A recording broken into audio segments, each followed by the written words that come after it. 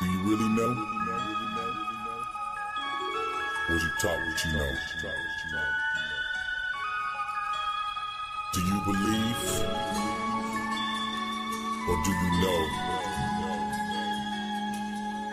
Is your faith blind? Or is it as bright as the sun?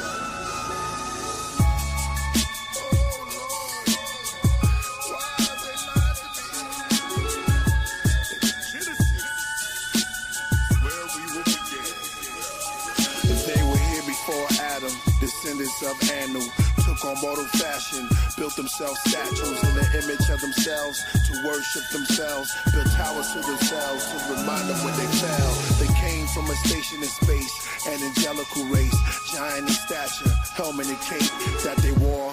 Visited this planet to explore, long journey from their own cause their race had war. It's said they called their planet a bureau and that they were fallen heroes. They saw gold, saw trees and life more liberal. Astronauts with afro and locks, jet beaming to a ziggurat. They crashed on rocks. 1.21 gigawatts. Some passed over crops. In the tablet legends, they said they opened the floodgates of heaven, describing their monstrous brethren, chopping up their grandparents in the 7 pieces. Now they looking for a region. They travel eastern, found the garden called Eden. They saw a being, forced to bow before Baal or be exiled with the tribe of reptiles. Now call the Rothschilds the X-Files. Life begins breathing hydrogen inside of high winds. Milky Way violins heard by the wise men. Observed in Orion, the windows with no end. The black glass in the sea that extend. Within that sea exist carbohydrates. These gods were hybrids. They went back and forth till they mixed the star bread in the foods of thought. With proteins, protons, and atoms produced the whole gene.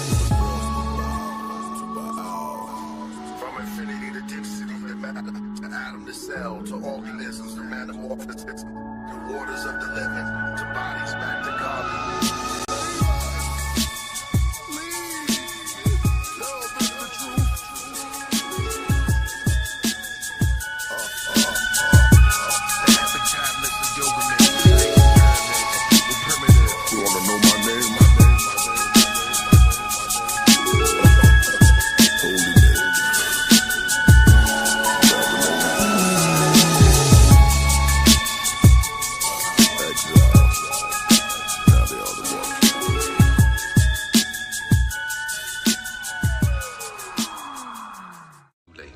I, the black ruler that comes forth from Smai Taiwi. I and I, the almighty ruler, eyes fiery. And darkness is not a color, for I was in darkness and I created light. Incubated in night, meditated in sight. And you ask why I wear all white? Alright, I'm a Neteru, also referred to as an Elohim by the Hebrews, and Vishnu to the Hindus. I'm from the temples in Eridu, call me Apsu. I'm Tiamat, the obelisk, shadows 3 o'clock. Walk with us to see Enoch. The mystery key unlocks, the coffin text he speaks we watch. People of Thebes, ask pity of the gods. Pharaoh is dead.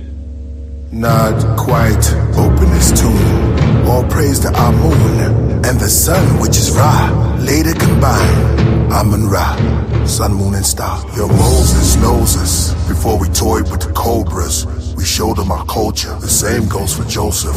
I show you them as pharaohs, but different names in their sculptures. Olmecs, Hotep. I am Menace. My thoughts are endless. My courts are crimson. And I am Thoth, the one before Musa when the law was given. You are my children, and I am Osiris, the rider of death. And I am his brother Set. Ra, the sun rises and the sun sets. Abraham kneels before Melchizedek as the 24 elders held the text. Over Isis, Ra, El, hold the scale, hold him still while his feet and palms are nailed. Behold the pale horse gallops along the trail. The name for gods were El, Shaddad, Nimrod, mighty hunter. His statue atop of the ziggurat steps. Me, Lamu, and Lahamu.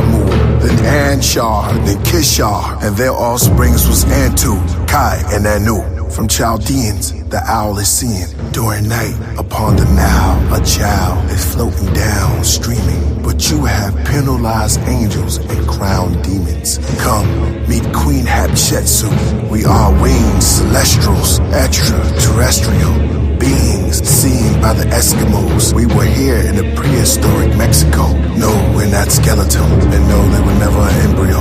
Dynastic period, indigo. The Sahelanthropus tragensis descendants, the species that mimic our kindreds, but we were monkeys. People of Thebes, ask pity of the gods. Pharaoh is dead. Not quite, for we came from the darkest part of the night. For within the shadows, the pharaohs gave you the apple to bite. These are the knowledge of good and evil. We also have the fruits to the tree of life. This is my Ahnk key. Put it in, turn it, unlock it, and you will no longer be mummies. Around the garden, the meditating monks breathe, slow and deep, and above the garden, the stars rearrange monthly. 12 zodiacs, please don't react, but it seems like Adam and Eve had company. Come with me, see the god they call Enki or Ea. His record was kept in the forms they wrote called Cunea. And that time they were doomsayers, soothed prayers, tomb raiders. It was called a departure. The moon was split, or it was hit with ships that left moon craters. Here's the meta nature. Nature is where you get nature. Let's read the Vedas. Please, I need debaters. Do you believe in vapor or what you see on paper? The alpha and the omega, or the algebra creators? We are ancient, and you call us pagans.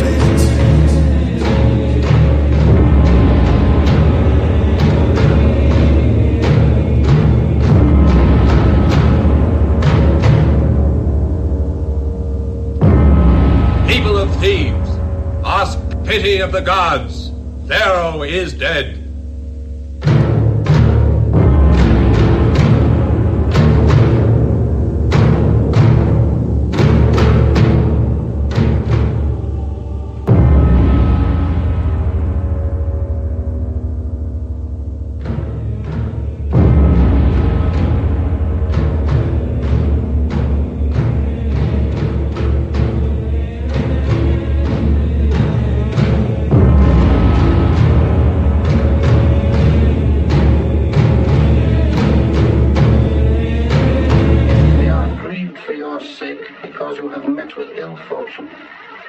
Do not regret that you were required to sell our tomb, for all existence is vanity. We desire no life in the hereafter. Remember always that we blessed you before we left. And for you who came to us from the river when we were already old, were the greatest joy of our lives. May your heart be shielded from sorrow. Such is the desire of your Father. Behold, his feet and his arms was black in the temple of Karnak, and along their walls show images of wars during Nubian combat. Above that were shapes and symbols of creatures like they had alien contact. You are here in the house of death. Above it all, atop of the hall, the Sumerian star maps that kept the records of when the heavens made Abraham his contract. All compact, Sargon's plaque over Akkad, Belshazzar, kings, elder gods, in and outside of the realms of ours.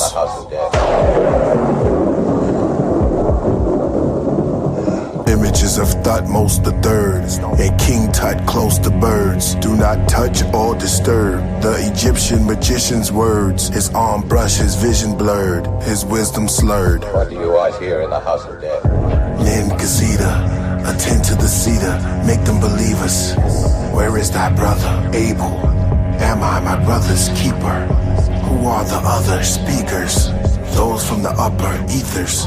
Wings like a raven, I am no pagan. What do you watch here in the house of death?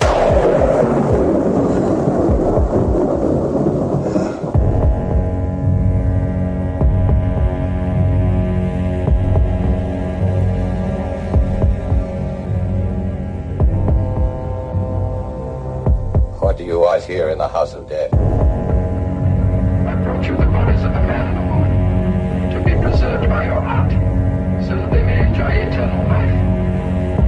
As you say, we are artists here. What can you pay for our services?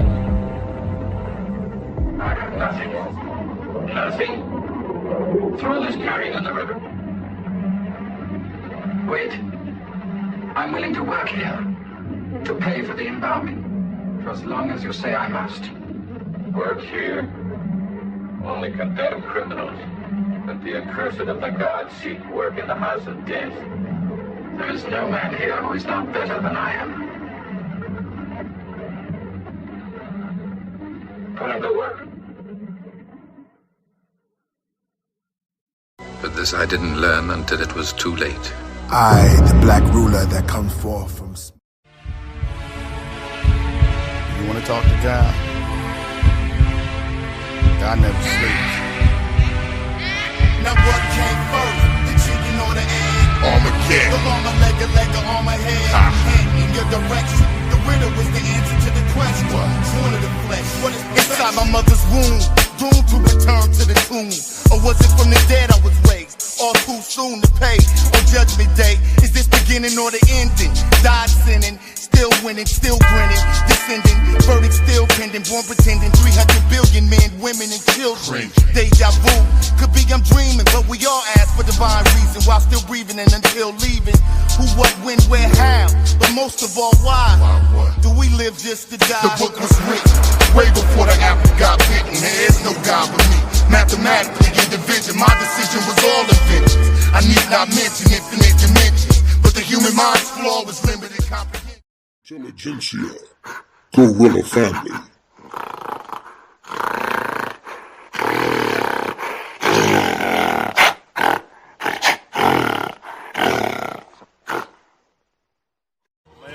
Am I live?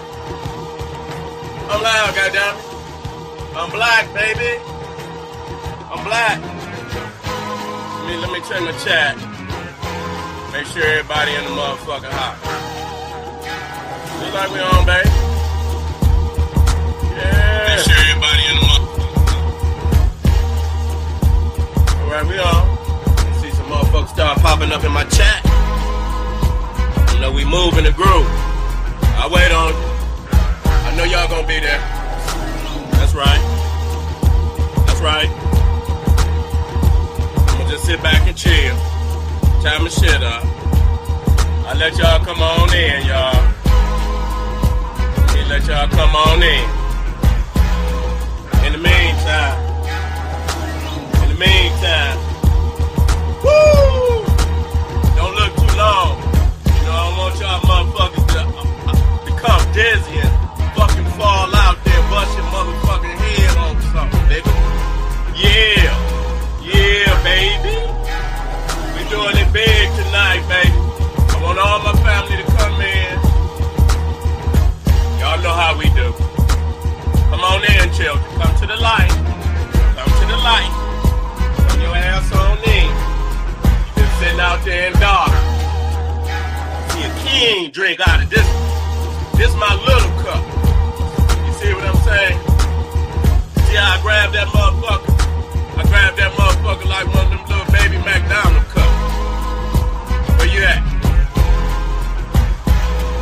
Come on in. What we looking like? Uh-oh. Wait a minute, hold up. Wait a minute. Hey, you can't be a gorilla unless you beat on your chest. Okay? I'm gonna motherfucking apologize for that. You can't be a motherfucking gorilla unless you beat on your chest. So tonight... Yo, good morning. People was texting me like, yo, Chris, that Killer Priest you playing, man, I'm scared. I can't go back to sleep now because you playing Killer Priest. Shout out to everybody tuning in, man. I heard it was a good debate last night over there on my man's Facebook channel. Let me bring this down a little bit so y'all can hear me a little bit, man. Sorry about that. Want to say shout out and good morning to everybody tuning in, man. Got a good show for y'all, man. Like I said, people were calling me saying, yo, turn the Killer Priest off, Chris. We getting scared. I'm scared to go in my bathroom. You know what I'm saying? So just enlighten y'all a little bit with some Killer Priest this morning, man. Shout out to y'all, man. Saying what's up to everybody like Lamar Davis, Ogun Bola, And myself, Dr. Bombay, is in the building. Let's see who we got. I know I saw Sister Shirlaria is in the building. Godmine is in the building. Good Karma Society, Red Designs 08, C. Dot, Stefan Will, Steve the Theorist, Infinite God. We got the family all up in the building, man, and we're going to have a good time. Malika Wamungu is in the building. Yeah, right. That's what she says. Hotep family. Okay. Hi, Hotep says, how you doing? Yeah. Got your ass. Shout out to you, and shout out to everybody else tuning in today. Hey guys, check this out. So last night I woke up, I fell asleep last night. I was gonna do the cast, I was gonna put something together for everybody, and I doze off, and I wake up this morning and I got back-to-back alerts on my phone here in the news. Now, Donald Trump has allegedly signed tariffs against China, against Mexico and Canada. Now, what does that exactly mean? That simply means that the companies in the United States are going to be paying more money, for their goods. That's essentially what it really means. You understand what I'm saying? And he's saying stuff because he wants to protect the borders. Now, I'm from Detroit, Michigan, right? I'm born and raised there. I ain't never seen no illegal immigrants from Canada rushing to get over to Detroit. Let me just be honest with y'all on this one. I ain't never seen no Frenchmen just dying to get over to Detroit and live a good, happy life. You understand what I'm saying? And then to top all that off, not only is he trying to destroy and destabilize 3 countries here, I wake up and I see Anthony Davis has been traded to the Dallas Mavericks for Luka Doncic. And I was just like, wow. And I was just at work telling everybody, yo, check it. I said, Anthony Davis got to be the greatest franchise basketball player in the history of basketball that don't nobody want. You know what I'm saying? Here's a guy that's going to get you 27.8 points a game, 14 rebounds, 3 blocks a game, was supposed to be a generational talent, and just can't win. You know what I'm saying? So shout out to everybody for tuning in, man. That's the news. That is the news. So I want to say shout out to Jeffrey Rogers, Nana Asaru Kukobo, and Saran Lata. So we got 43 people up in the building, guys. Listen, y'all see what the name of this is about. This is about Ahnk, brother Ahnk from the Pseudo Killers, also known as the Amun-Ra team. I think he was the creator of the Amun-Ra squad. Don't let me tell a lie today. But recently, if you guys haven't been noticed, and if you guys are new to the channel, I am anti-religion. I am a mythicist. I am anti-Christianity, anti-Islam, anti-organized religion, right? So what I want to show you all today is over there at a Christian apologetic channel called Highly Initiated. Or let me get the name of this podcast correct, because I've played it before. It's called Hardly Initiated. Hardly Initiated. You had Sister Mandisa, who has her own atheist community. She was debating against Christians over there on that channel on Hardly Initiated. And they jumped the sister on everything from morals to racism to social obligations to what her body is. You name it, these Christians jumped her, right? And the one thing that I can never understand, is why Christians never, mainly the Christian apologists, never want to be the subject of the burden of proof. Every time you hear them, they try to give you their proposed Christian logic, and they love asking this question about your worldview, about how we should treat each other, and things of such. And it was asked to me, well, Chris, what is your worldview? What is your worldview? How do you view it? Shout out to the community of skeptics. I just realized who that was. All right. So they always ask this question. What is your worldview? They ask that question, and I want y'all to know why they ask this question. They ask this question because they don't want the burden of proof on them. And this is where I got to give it to Ahnk. I got to give it to Ahnk Cat, because he came on there like, nah.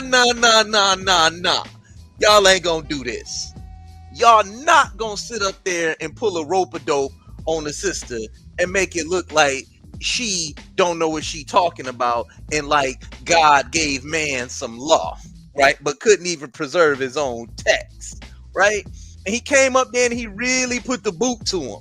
And he was up there for like 30 minutes, and we're gonna go through it, and I'm gonna put my commentary on it, because I was like, damn, I'm actually agreeing with everything Ahnk has to say. And he was being his natural self. But if y'all have known him as long as I have known him, and I go way back to him when I used to call his broadcast, y'all really don't know. I used to call in when I was a Christian.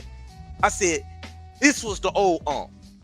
This wasn't no Sonetta TV. This wasn't no you. This was Ahnk being Ahnk, holding them accountable for the stuff they were saying. And when it came time for them to prove what they were talking about, they couldn't. They tried to pivot. They tried to pivot real quick, like Vladi Divac. And when they tried to pivot, they were falling and flopping all over the place. So I want y'all to show y'all, but this is the cowardice of the Christian apologists, right? And I thought Sister Mandisa held her own beautifully up there, because we're going to play a little bit of hers too, because it's important that you guys hear some of the arguments that Adam Coleman, Tim Ross, I think that was his name, he has his own broadcast also, and I don't know the other person's name that was up there, but they jumping on the sister about morality. And that's what I found to be that's what I found to be very disingenuous, because she was holding them to the premise and holding Christianity to the premise of slavery, genocide, rape, and what it has done to black people in this country, right? And personally, I would have just opened up their book and showed them how foolish they look trying to talk to somebody else about morality. I would have showed them their Lord and Savior calling a woman a dog. I'd have showed them their Lord and Savior Paul, because Paul is their Lord and Savior too, sitting up there telling people to be obedient slaves. I'd have been showing them all of that. And then I would have showed them none of this stuff in this book in context is talking about you today, nor is it for you today. Sister Mandisa and Ankh were 100% correct when they said we would know nothing about Christianity if it weren't for colonization. It's simple. Jackson says Christians start from a default of God and running crazy. That's a good one. That was a good one. See, and that's what I try to sit in there and tell everybody, y'all. Like, their starting point is always Christianity. It always starts off with the God and them talking for the God, or them showing everybody what God said. But it's man saying God said something. So we're going to get into some of this footage today. We're going to get into some notes, because I got time today. Trust me, I got time today. We're going to have some fun. I want to say shout out to everybody tuning in. The community of skeptics is in the building. That is Ahnk himself. He is in the building, guys. Like I said, when it's a good argument, I'll give somebody their flowers. You know what I'm saying? Because he was holding them to it. And as you guys are going to find out, they would not answer any questions. They only began to sit up there and deliver smoke and mirror arguments as if they were arguing the premise that Ahnk was presenting to them. They know damn well this is how Christianity was spread. And another point that he made was Christianity was not amongst black people as you see it today, or Africans. He said, yeah, you can claim Ethiopia, but we was way in Central and West Africa. That ain't had nothing to do with us up there. And at that, it spread into Ethiopia through colonization any damn way. He know it and I know it. Simple. No connection. Shout out to Kyle is in the building. He says, I'm glad to see the intellectuals are coming together like Voltron to fight against ignorance and white supremacy. No damn doubt. No damn doubt. So that's what we gonna do. We gonna hold the Christian apologetics. We're going to hold them to the burden of proof that is on them. I'm not concerned about none of your Christian rhetoric nor logic. I want y'all to prove a God exists. That's where we at. We got all the information on the Yahwehs the Elohists, the Deuteronomists, and the priestly texts. We know how all that was put together. But the one thing I disagree with Ahnk about was he gave that boy Adam Coleman some praise when he was talking about, I ain't got no $20,000 scholarship like Adam Coleman, or theological schools like Adam Coleman. I'd have been all like, hey man, you wasted all your money on that nonsense. Because why do these Christian apologists come around talking about their degrees? So God make you go to college now? You got to go to college to learn God now? This is the foolishness. That's the only thing I disagree with him about. Right? And at that, I still think Ahnk took a shot at him with that one. Because common sense and logic could tell you this stuff is myth. Because if you read about it on X-Men and if you read about it in Transformers, you wouldn't believe it. But because somebody gave it to you in the form of a religion, you believe it. So with that being said, I want to say shout out to everybody. We're going to tune on in. Let me get the link up in the building just in case somebody wants to come up here. Because sometimes people want to have something to say about what I'm presenting. About what I'm presenting today. We're going to get it. We're going to get it. We're going to get it. Let me pin it. Let me pin it.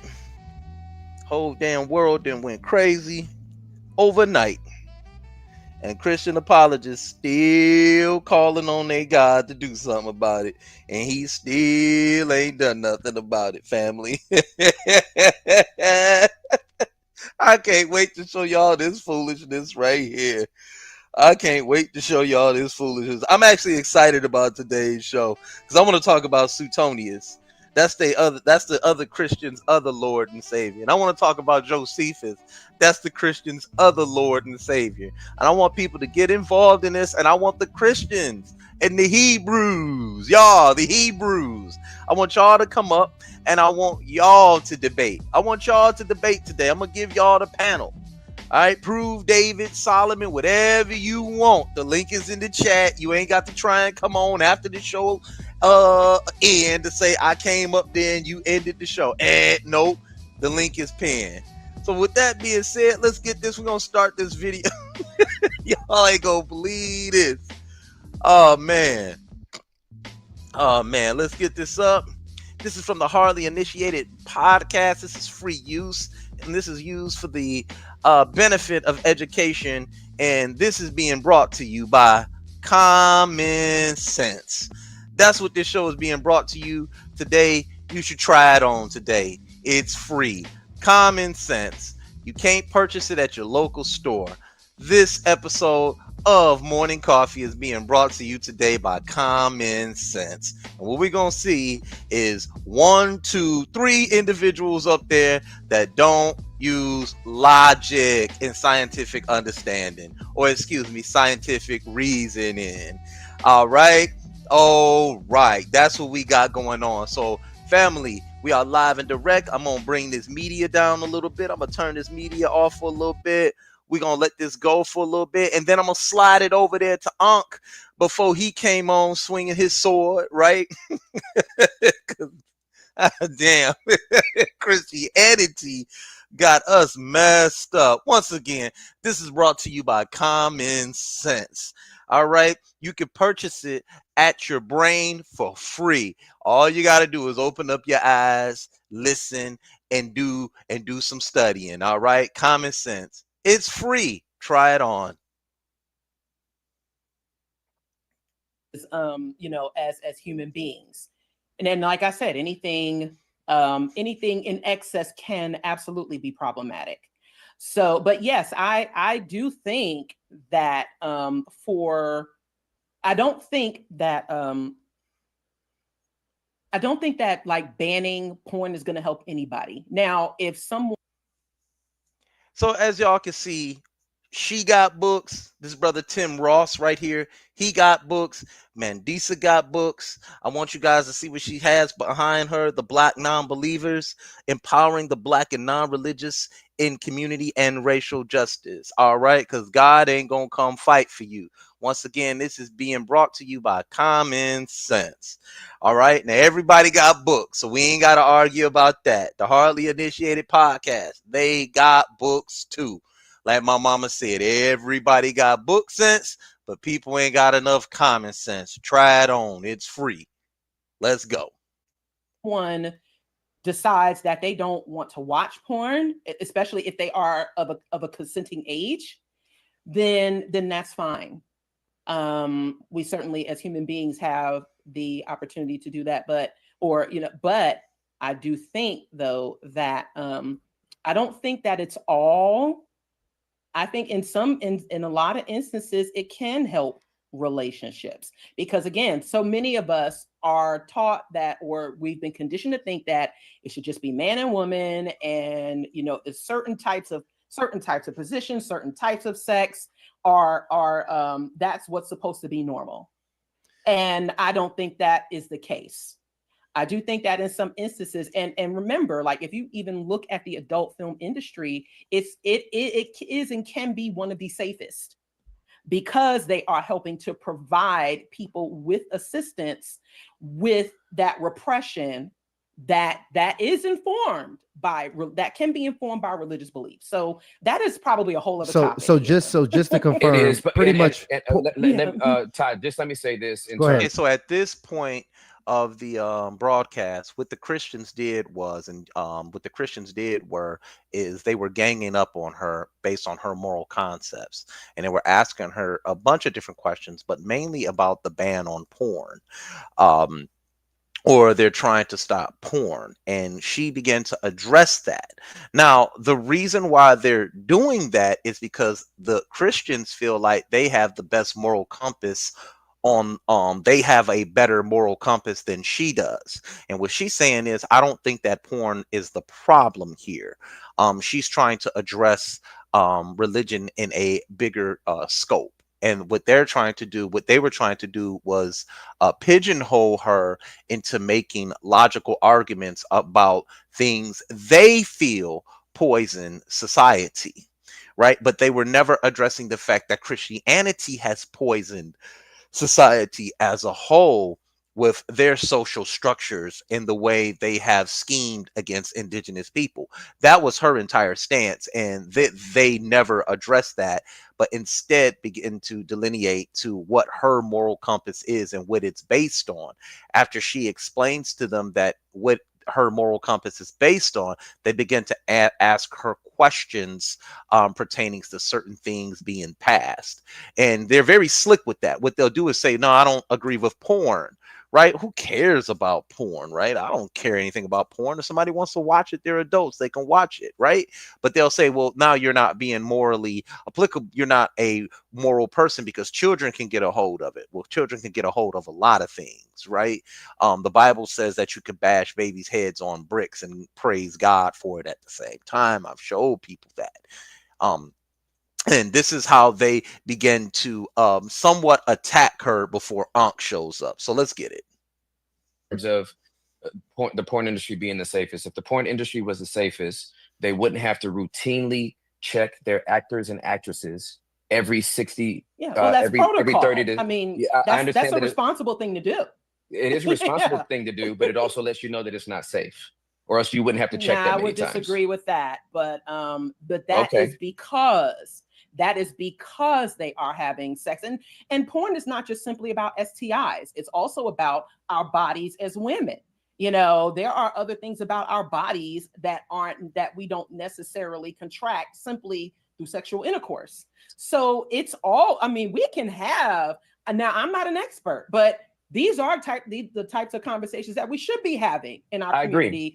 Unapologetically and unabashedly. So yes, I agree. So I think the word safety. Okay, and just to show you, that's how they view how they've tried to debate this on this. I didn't want to stay on the porn topic too long, but he says we know it's not a safe industry because you need to be tested over and over and over again. And I felt like that was a smoke and mirrors argument. The reason why she was right on that, she said it's protocol so it can stay safe, safe industry.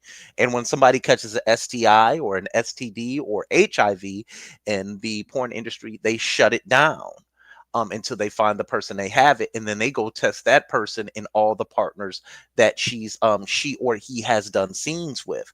So the consumption of too much of anything, like the consumption of too much of the adult industry, or too much of the performing outside of the adult industry and its constituents, can lead to dangerous predicaments.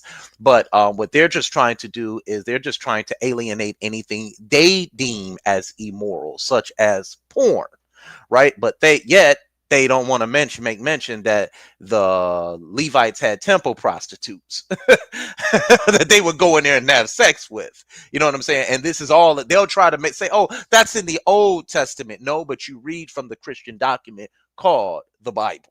It's a Christian document, the King James Version. All right. So I just wanted to show how they view the world, how they view morality. They're going to find its weaknesses and they're going to say theirs is more sociably applicable. And this is where the knowledge of the book and how to attack the book needs to come, because if it's up to me, ain't none of these three people up here moral. They're not moral at all, because you read that book that agrees with slavery, genocide, sanctioned kidnapping, sanctioned genocide, sanctioned R-word sexual assaults on indigenous women, the destruction of indigenous culture. This book is not a moral. This book cannot serve as a moral compass today. All right, I've overspoken my I've overspoken here. Let's let it continue. Is a big issue for me. It's not, and you're right. It's not just STIs. But the majority of the women in the porn industry are unsafe. And this is why the suicide rate amongst female porn stars is so high every single year. The depression rate, the alcoholic. Facts, please. Source, please. And the drug rates are through the roof amongst now you asked for women data and backup. Where's your backup on that? Well, you are pulling up research, and you should be able. No. You made the claim. You made the claim, sir. Isn't this what I've been saying forever? This is why I started it here. They'll talk, point, subjective. You're the one doing all the work here, and they're just sitting back poking at you because they're Christians, quote, end quote. And she got his ass. No. Facts. Sources. Let's go. Source up or shut up. Check this out. One quick second, because I want to make sure I understand your position. Because pretty much you're saying pornography in moderation is healthy or can be healthy. Yes. That is that is your position. That is my position. Okay. As long as pornography is not excessive, it is healthy. As long as it is not excessive, it is within consenting parties. Exactly, Cedric. Adults.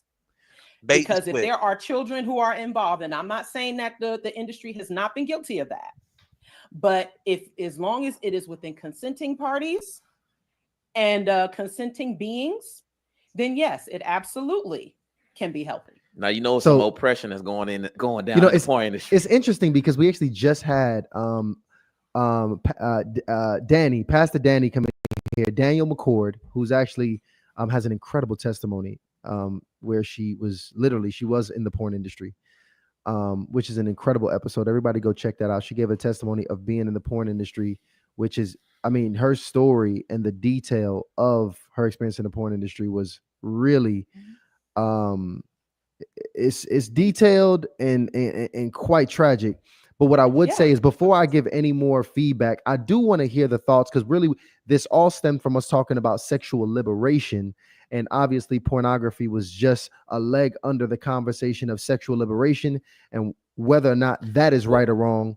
And I want to go ahead and get the Adam and Claudia on this one. I know. I just because I'm just listening, and I think at one point, based on what Mendes is saying, I was probably atheist too, because I wasn't following. Did y'all see that?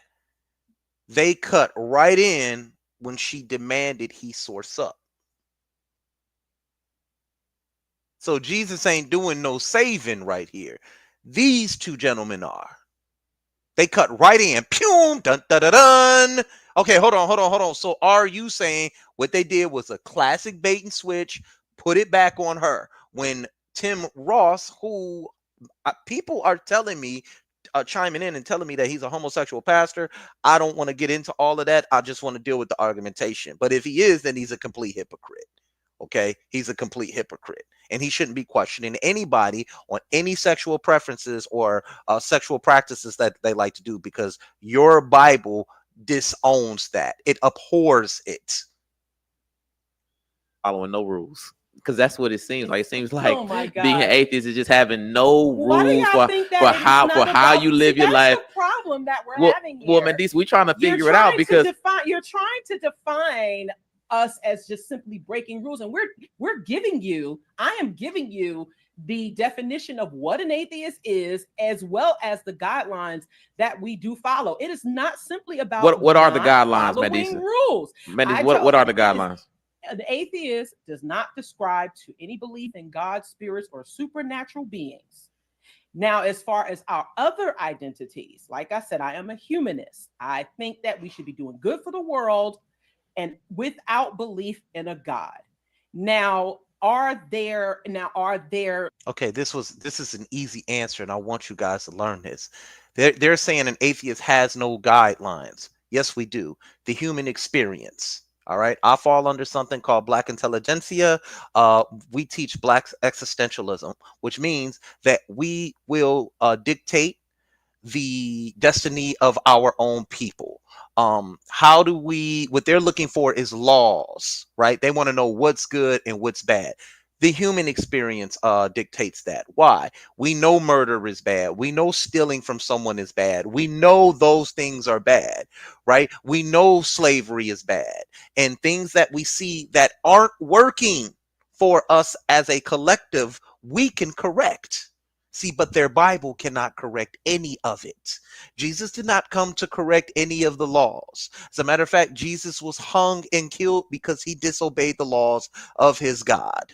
That's why he was hung and killed. He did not sacrifice himself. He's not an atonement for your sins. That's all Paul's nonsense. All of that nonsense come from Paul. All right. And a lot of that stuff was based on vain Christian interpretation. But they're trying to basically say that you don't have any guidelines or rules as an atheist. All right. And that's a very ethnocentric argument. Because when I look at the rules as a Christian, once again, murder, genocide, rape, I'm done. You can't point the finger. We can correct our mistakes. And we have the United States Constitution, which is 90 times better than that of the Bible. The United States Constitution could correct itself with slavery. The Bible cannot. And as long as they sit up here and beat her up, the Christians are going to feel like they have the advantage in this conversation. Lord, I wish I could have came on this panel. Let's keep going. Some principles as far as humanism, yes, to treat people and to try to, first of all, to try to leave the world in a better place than we left it, and also to be responsible for each other, for our children, and to so does that include porn, Mandisa? Is that leaving the world in a better place? Making if aspects of porn help people to live healthier lives, depending on the individual, then yes, I think that an individual should be free to do that and it not be judged, and it not, again, as long as there are consenting parties. What do you mean there's no, I think that is just, that's kind of funny to me that it is being framed as we're not following any rules. I said this before and I will say it again. Freedom comes with responsibility. And so that means educating ourselves. That means informing ourselves. That means having enough information and enough discernment to decide what could be good for our lives personally, as well as in our communities. Okay, I pretty much got you here. I pretty much got standard you. To live by. I want to get to my my other people here. It's crazy. I want to improve my life too, Lauren. We might have to hit that BBW section tonight. We want to improve. I'm sorry, if I may, I will say that the porn industry has been very exploitive of women. I can definitely agree with that. And there are definitely a lot of Black adult film stars who would say the porn industry exploits sexuality, not just women. It just exploits sex. That's it. Say that. You know, so will I judge them for having been a part of that industry? No.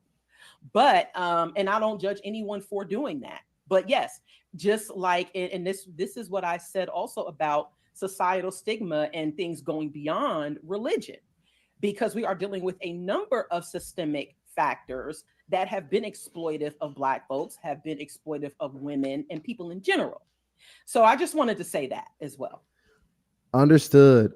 Claudia, what's your thoughts, especially as it relates to sexual liberation? You can even chime in on the pornography topic as you hear it. Sure. I think the thing that comes to my mind, the first thought that came to my mind is, the 4 waves of feminism. Second wave feminism in particular, when you think of Simone de Beauvoir, her book, The Second Sex, which was published in 1949, is kind of the bedrock for what we understand as third wave feminism and the sexual liberation movement. And what do all this got to do with God? Your God. What does any of that have to do with your God so far? I ain't heard them say praise Jesus, shout out to God, shout out to Yahweh, or any of that, right? They've taken these benign stances on morality, and I want to try and forward this a little bit so we can get to the star of the show here. I want to kind of forward this a little bit because just to give you guys a gist of what was going on this platform. Let's keep it going. And the whole purpose that women. Honestly, I don't care about the 3 stages of feminism. I'm not interested in that right now. Mentioned that. Well, just a second. Well, secondly, you mentioned that. Let's go back to this clown right here. Exploiting. So I want to deal with this clown. Sure, she's out here, standing on. Yes. Yeah, at the outset, I just want to say. So I just want to clarify, especially to Mandisa, that who's a soldier, by the way. The dialogue. Sure, she's a soldier. She really in here right now. She is. And never trust a man with muscles that wears a tight white long sleeve shirt and a turtleneck at that. Territory, she's out here, standing on 10. I don't see y'all as enemies. I mean, we're having a dialogue. Let's do it. You're like I won't say the lions, just like the sheep's den or something like that. You know what I mean? But that being said, just to clarify. Disagreement, anything that I say from here for a disagreement is not intended as disrespect. Sure. With that being said, though, I do want to get to the. I believe now in telling people, hey, this is going to sound disrespectful. That therefore it diffuses the disrespect that you deem as disrespectful. Right. It's going to diffuse it right off the top. Hey, man, this is going to sound disrespectful. I'm not going to sit up there and say, hey, I don't mean to sound disrespectful. And then I start saying something disrespectful. I'm going to let you know, hey, this is going to sound disrespectful because the comments or the statement that I'm about to make towards you is going to be, you're going to be taking it as disrespectful. Therefore, you're prepared for it. I'm not going to tell you to lower your guard by saying this is going to sound disrespectful. Let me try and check myself and then throw a disrespectful comment or statement at you. So that's a very disingenuous stance to take right off top. And I just want to let my audience know that, right? I don't pull my punches back. You know what I'm saying? We don't have to do that. Not as adults. You know what I'm saying? The issue of sexual ethics, but I have a couple points that I would love to hear your perspective on in terms of statements that you made. Maybe you can give clarity because, for somebody like myself, I think that consistency is important. So you just conceded a minute ago that you do believe that there are many in the porn industry who have been abused, exploited, and so forth, particularly Black women. And your argument earlier was that in so much as the Bible has been used to exploit women, that the Bible that's a check mark against the Bible. So then I would ask, if you're going to be consistent, wouldn't that also mean that you would also have to stand against pornography as well, using that same logic? No. Secondly, you mentioned that. Well, just a second. Well, secondly, you mentioned that there being disagreement in different denominations amongst Christians, and in so much that we can't get on the same page, particularly with regard to interpretation. That's a check mark against Christians for being able to weigh in on conversations like these because of our inconsistency. If you believe that to be true, wouldn't it also be the case that given that atheists have different perspectives about morality, whether there is morality or isn't, what morality should be, so on and so forth, in so much as there's disagreement in your own camp, wouldn't you also have to say that you can't venture into these conversations and say what should or shouldn't be, given that you represent that position? Lastly, you mentioned that you're more more moral than many Christians.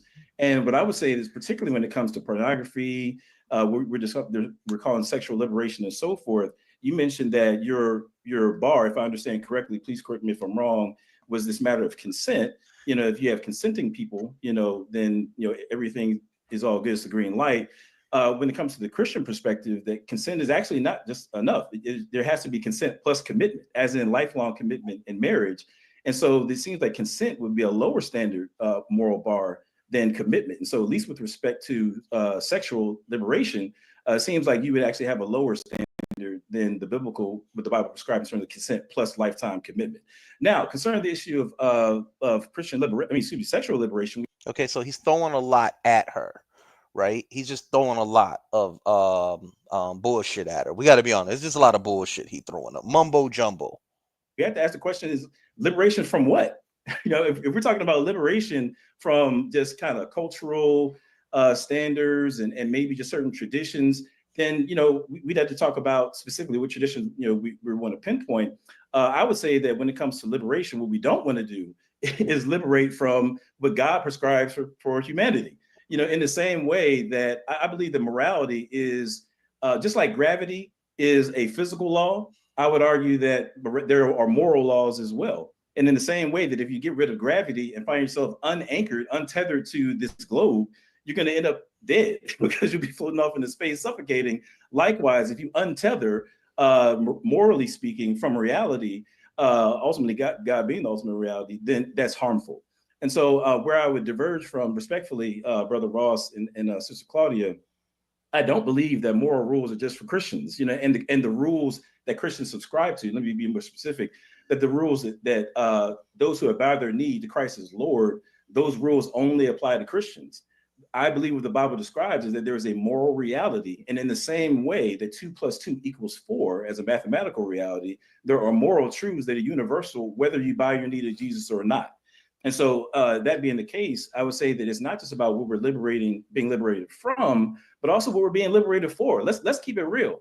I'm not anti-sex, and I got 5 kids to prove it. Put some fire in the chat if anything he's saying makes any sense. Put some fire in the chat if y'all think he just full of shit. This is called bloviating. This is just bloviating. He's just going on and on and on. They notice they never stand on the deity. Nothing he's saying is in the Bible. I just want to show y'all something real quick. Just real quick. I want to show y'all this right here. And this is right here in your Bible. And I got tons of them. It says, now therefore kill every male among the little ones and kill every woman that has known a man by lying with him. Wow. That's sexually liberating, isn't it? These are the conditions of going to war. Kill a woman who's not a virgin. It's right there. But all the women that have not known a man by lying with him, keep them alive for yourselves. That's so sexually liberating, isn't it? See, you got to pull this up on them right there and boom, hit it with them. Hit them, boom, right there. So she's more sexually liberated and moral than your own deity is. You have no business talking to me, sir. This is why they do all this bloviating, to keep you out of their texts. I'd be like, excuse me, sir. Can you define that for me, please? It's right there. We can stop the nonsense. Let's keep it going here. Let's keep it going. Shout out to all 100 people in the chat. I love it when I cross that threshold. Let me get this up. Let's get back to the video. Here. That guy's full of it, man. I'm just being honest. Every time I see him, he's doing this. Ahnk comes up right after this. Yeah, when it comes to sex, I think sex is a beautiful thing. And biblically speaking, the liberation of sex should be for the purpose that it was originally intended, which is to glorify God in such a way where you have man and woman coming together in a way that the Bible talks about as a type and shadow of the Trinity, and also the marriage between Jesus and his bride. Sex is a beautiful thing. And I think that actually what we need to do is liberate it from secular, ungodly standards and liberate it for the wait a minute. originally created. Wait a minute. Is the passage in the Bible godly? Now you got to define that. You got to define that, brother. You just up there talking in circles, as they saying in the chat. Now you just trying to sound smart. This is why Mandisa just sitting back. She just like, nothing you're saying is logical. It's all based on his own private interpretation. Nothing he's saying is in the Bible. See, that's the thing about the Bible. Once you read the Bible, you connect it to it. You condemn to the Bible. Right? You can't make any corrections to God's word. You confine to it. You can't go no further than that. Right? All your vain philosophy means nothing because you're not a priest. Right? You got priestly texts up in here. Right? Jesus is supposed to be your new high priest. Where does he condemn slavery? Where does he abolish it? Paul's still talking about slaves. Huh? Lastly, and I'm going to camp out here, I think that we have to be careful when it comes to, again, worldviews, where you said that atheism is you couple that with humanism in terms of laying out your moral framework. And I would argue that actually, given the entailments of atheism, you don't have a firm foundation for the claims that you make as a humanist, because you take for granted that humans have dignity. And the reality is, if there is no God, and let's say the Big Bang is the most logical story of how we came to be, then all we really amount to is molecules in motion. And I think you'd be hard pressed to justify how it is. Unfortunately, Adam Coleman, yes. Yes, we are. Yes, what are you? What are you, stardust? Yes, that's what we are. Your Bible says we come from dirt and God coughed in us and we woke up. That's what your Bible says. See, you can't take that biblical BS to a public school, to a higher institution of learning, and sit up there and say, God blew his breath in dirt and up came man. Wrong, won't work. See, these guys like to sound all logical and put together word salads that you could buy at the International House of Bullshit. I'm being honest with you. Now we're gonna wait till the true savior Ahnk come up here and cut his ass up. Let's go. Yeah, okay, I got you. So you'd be hard pressed, and maybe you could explain to us how it is that molecules in motion have this dignity upon which you would need to base moral decisions. Y'all see how he just asked his sister 5,000 different questions in 5 minutes of bloviating. Now he want to learn science. As if all of us as atheists or agnostics or whatever it is you choose to be have to answer that question, right? Not all of us are capable of answering that question, but they never show us how did God blow into some dirt and poof, magical golem spell, humans came walking up out the dirt. They think if you can't explain it, therefore it validates their claims on how human existence came to be. But see, we still got to deal with Australopithecus. We still got to deal with Cro-Magnon man. We got to deal with all of that before you can even ask me that question. Your 6,000-year creation is nonsense. All right, let's keep it going. Summer camp out there. Aaron, you asked 3 questions, and then you also made about 3 or 4 to Adam. Excuse me. You asked 3 questions, and then you also asked, and I probably should have been writing them down, but clearly in the statement you made afterwards demonstrate that no matter what I say, you are going to hold to your position and I'm going to hold to mine. However, I would like to respectfully ask Ty and Ryan to ask Ahnk to come into this conversation, because I think that both Claudia and Adam have been allowed ample time. And let me just say this before that happens. I think my body is my temple and it is a sanctuary, and everybody is not allowed to do what they want to do to it. The thing is that I am empowered to make the decision about who enters it or what is done to it. That is what makes it a sanctuary. And that has nothing to do with belief. And also, I would like to say that, there are a lot of ancient cultural traditions where sex is very much glorified. Y'all are working in your Christian framework.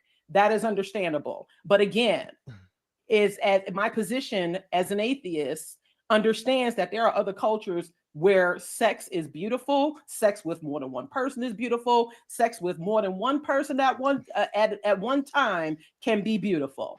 And so therefore, the moral stance on, or what is considered moral, can vary. But again, I take the position that if people are communicating and they are on the same page and they are consenting, having conversations, respecting each other, then that is what matters. That is the position that I hold. That and like Claudia said, there are many Christian women who are bound, which means that they aren't being able to consent, and they are being bound by those beliefs. So let's, we can go there, but I would like to ask that Ahnk be able to weigh in. First of all, they creators, because I know y'all just not sitting at home in front of y'all cameras, mics, ready to go. So yeah, absolutely, Ahnk can come up here. First of all, I want to let Tim know, because Tim. Look at Ankh's face. Oh, if I could freeze frame it.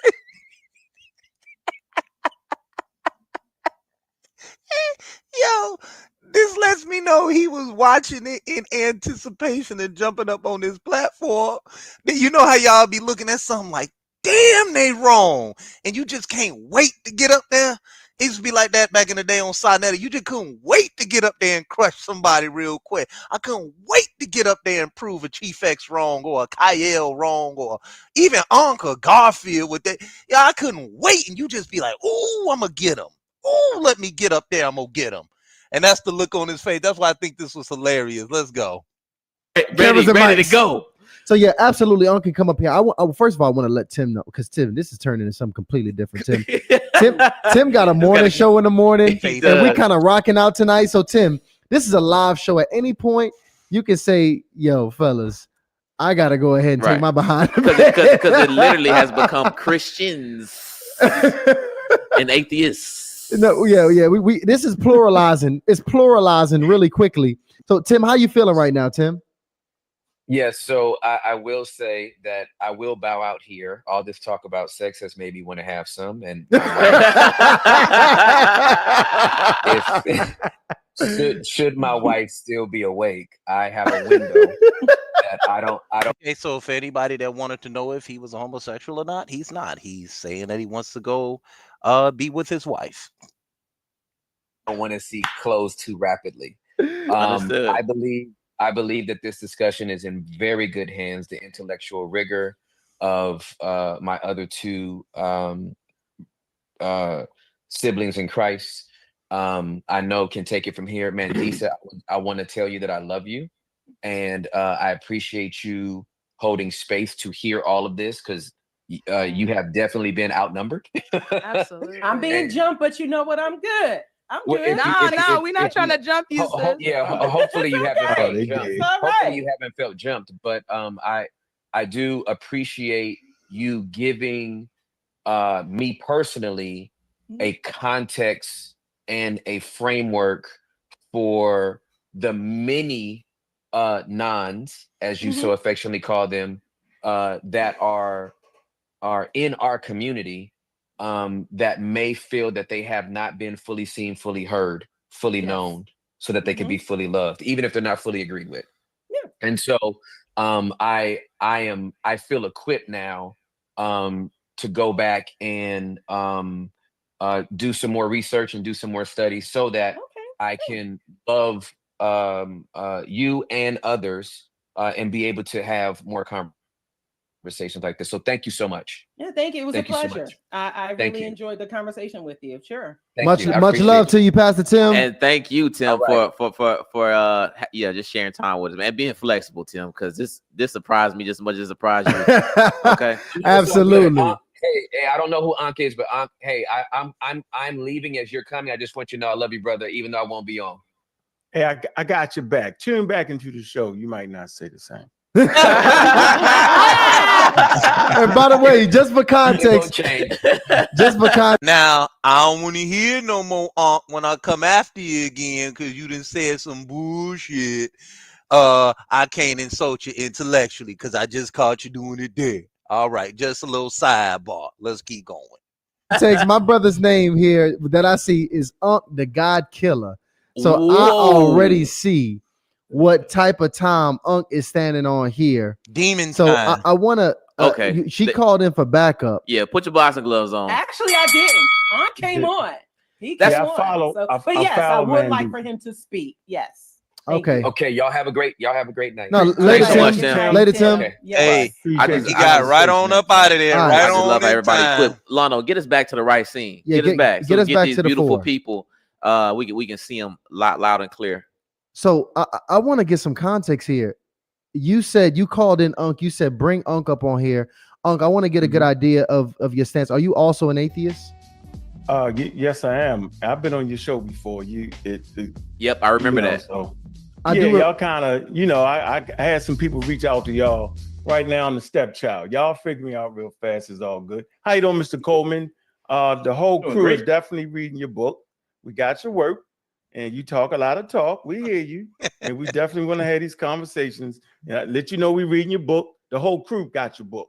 We've been had it. Good. I've got research teams to teach scientific literacy, and Mandisa definitely leads the way. She's definitely the queen of this thing right here. Been known her for years, and I appreciate the way she shows up. But y'all have been very dishonest to this system. I don't appreciate that. First of all, the only reason we're having this conversation is based off of colonialism and slavery. I think we can all agree to that. And if we can't agree to that, then why are we even having the conversation? Facts. Hopefully we agree that we're African Americans with diverse spiritual systems. It's not an issue, it's not a problem. But we got Christianity through colonialism. So when my grandmother read the Bible and she seen that God and the devil had that conversation in the garden, if you read it verbatim, right, he actually lied. And he actually thought that you would die if you ate from the fruit. Now, by the time you spend 12, 13, 30,000 to go to theological school, then you understand the variations of it. But my mother and my grandmother and them, they just read it. They didn't have the theological teachers that Mr. Coleman have and Miss Claudia have. I think we need to be honest. So as being African Americans, we resided on the continent of Africa for at least 350,000 years. So at this point, I'm thinking even we're arrogant or we're ignorant. Why am I saying this? Human beings have been creating the idea of God for a lot of years, prior to Christianity. Islam, Christianity, and Judaism, they're the last ones. Being last doesn't mean you're the worst, but I'm just saying they had the efforts of the printing press, written language, and colonialism with ships to spread the gospel. So if we sitting there thinking that God gave us all this information, that would be your belief, and that's fine. I'm simply saying that based off of evolutionary psychology, religion is the last thing on the line, right? We all have beliefs. I'm here saying that our beliefs have been co-opted by religions. You got at least 2 billion non-believers on planet Earth. That's a nice number right there. Oh, shit. All of us are not going to believe. And I'm actually tired of African Americans being beat down because they just don't believe. Y'all beat the sister up. I cannot believe that y'all actually think that a moral code comes from a God.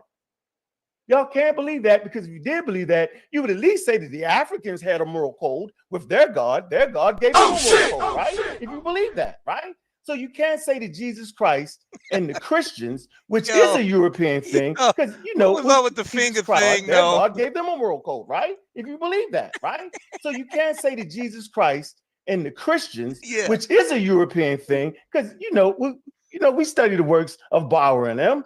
We understand about orthodoxy and heresy. Yep. See, we do that for real, right? And those who understand, right, the name I just gave, know that I know what I'm talking about. I'm simply saying that morality comes from human beings, no matter what their religion. Morality and moral codes predate the idea of a God. It's simple. It's called anthropology.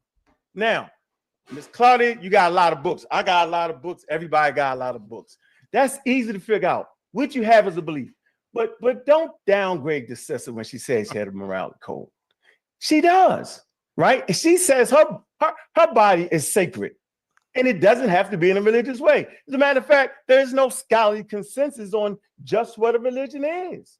So you can have song and dance be your religion. You can have gods or just ancestry. You can worship your ancestry. Maybe your village worship the water where you get the food and the substance from, right? All these things are in play. Human beings have been on planet Earth for 350,000 years. They wasn't waiting for Jesus Christ or Yahweh or the Hebrew, like you said, the Middle Eastern tradition to affect the rest of humanity. We got to stop this. We got to be honest. So yes, we all have the right to believe. This is a Christian show, and I appreciate it. But there's just some things I cannot allow y'all to get away with. Morality does not come with God. And if it does, then there's at least 250,000 gods or 2,500 gods, all giving moral codes before the Christian God gave a morality code. So even we sitting here thinking that God gave it to us, and that would mean that African people are like some left behind people, that we was actually waiting on the Middle East to give us some type of moral code for us to be who we is. And then maybe we should be thankful to colonialism and slavery. Like I used to tell my mother, I say, Mom, man, if not for Christianity and European colonialism, we wouldn't even have known about Jesus Christ. That's a fact. And you can talk about Ethiopia and Frumentius, right? The Syrian traders that brought King Azana Christianity, but that's all way in Northeast Africa. What about West Africa? They had no connection there. There you go. I am telling you that this religion was downloaded by colonialism. And the only version we got was the version when you sit there and you read it. If you didn't get caught, like she said, it was definitely legal to read, right? Read, period, whether it was the Bible or not. They wanted you to read the Bible, not read the Bible. They wanted you to believe in the stories of the Bible. They want you to have a connection with the Bible, because at that point, you've lost your culture. What I want to say for the show, and everybody listening, right?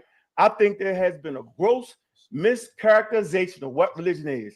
Religion is a cultural, social system of beliefs and non-beliefs. It's a culture. It tells you what to do and how to do it. It tells you how to look at things. It tells you, well, hey, you're born into sin.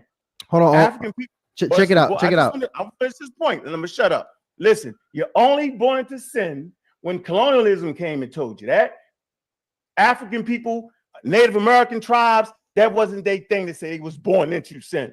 But I digress. Go ahead, brother. I just wanted to get that off. I appreciate you. I appreciate you. That's why. See, you got off a bunch of points.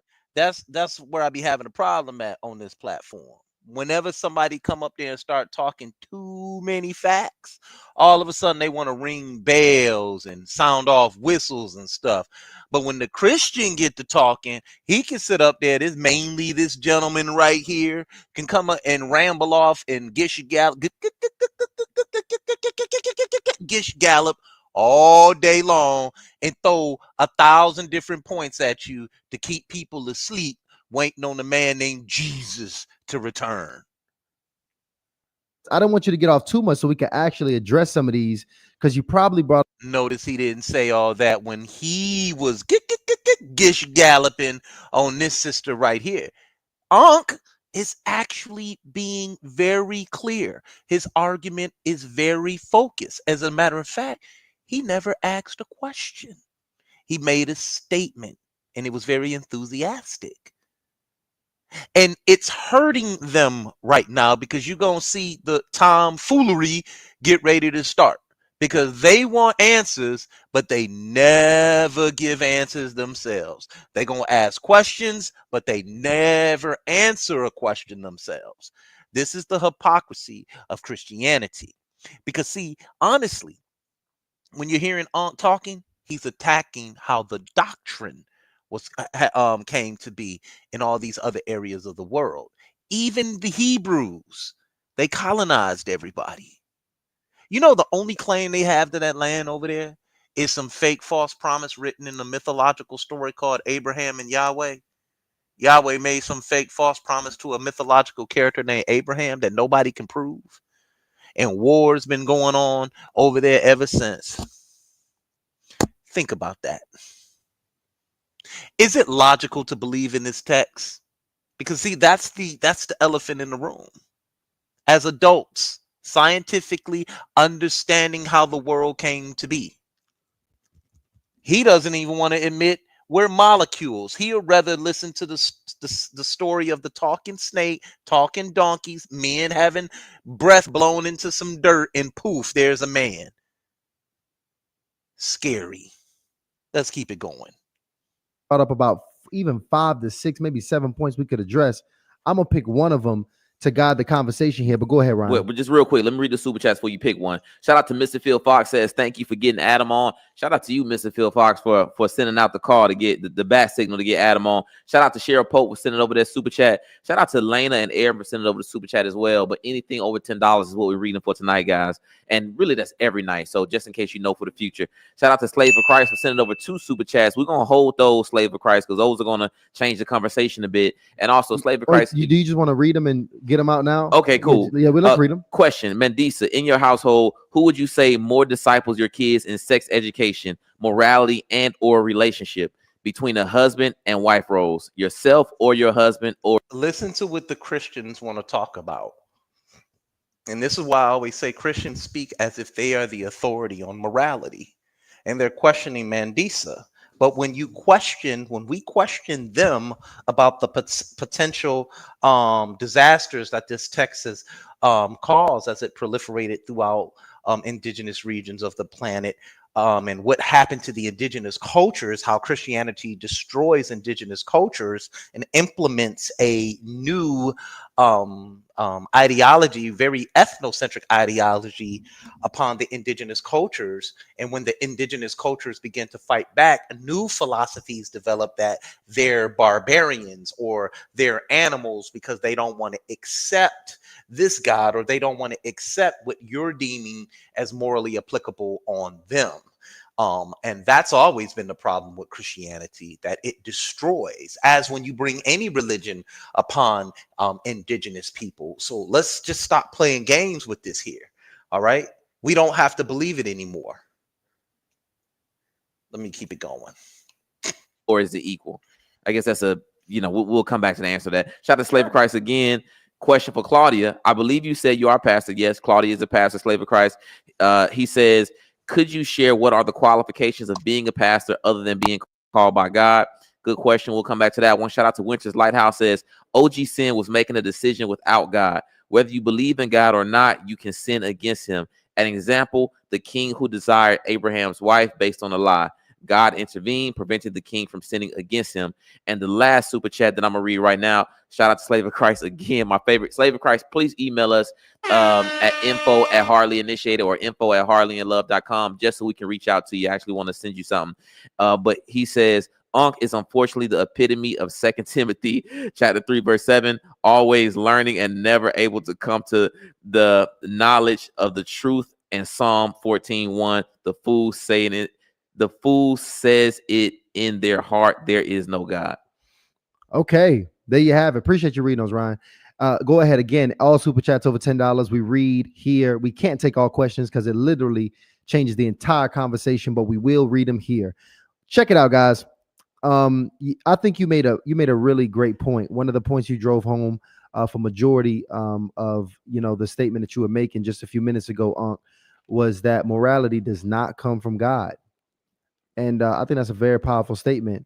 I really want to hear what Claudia and Adam actually has to say from that, because if morality does not come from God, where does morality come from? Claudia, can you go ahead and start and give me some feedback on that one? Yeah. So for me, Mandisa, if you have felt attacked, I want to apologize. I truly, I know for me, I did not, intend to come in here with any kind of energy to belittle you. I don't think you did. Okay.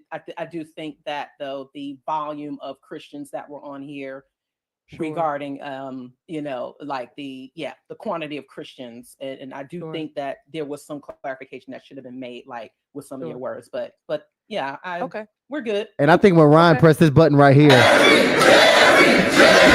it just seemed like it was getting kind of crazy. When Ryan pressed that was actually a mistake. I actually did that on accident. Actually, he hit the Jerry. Nah. See, they didn't see Ahnk came up there, and they wasn't apologizing for nothing. They knew what they were doing.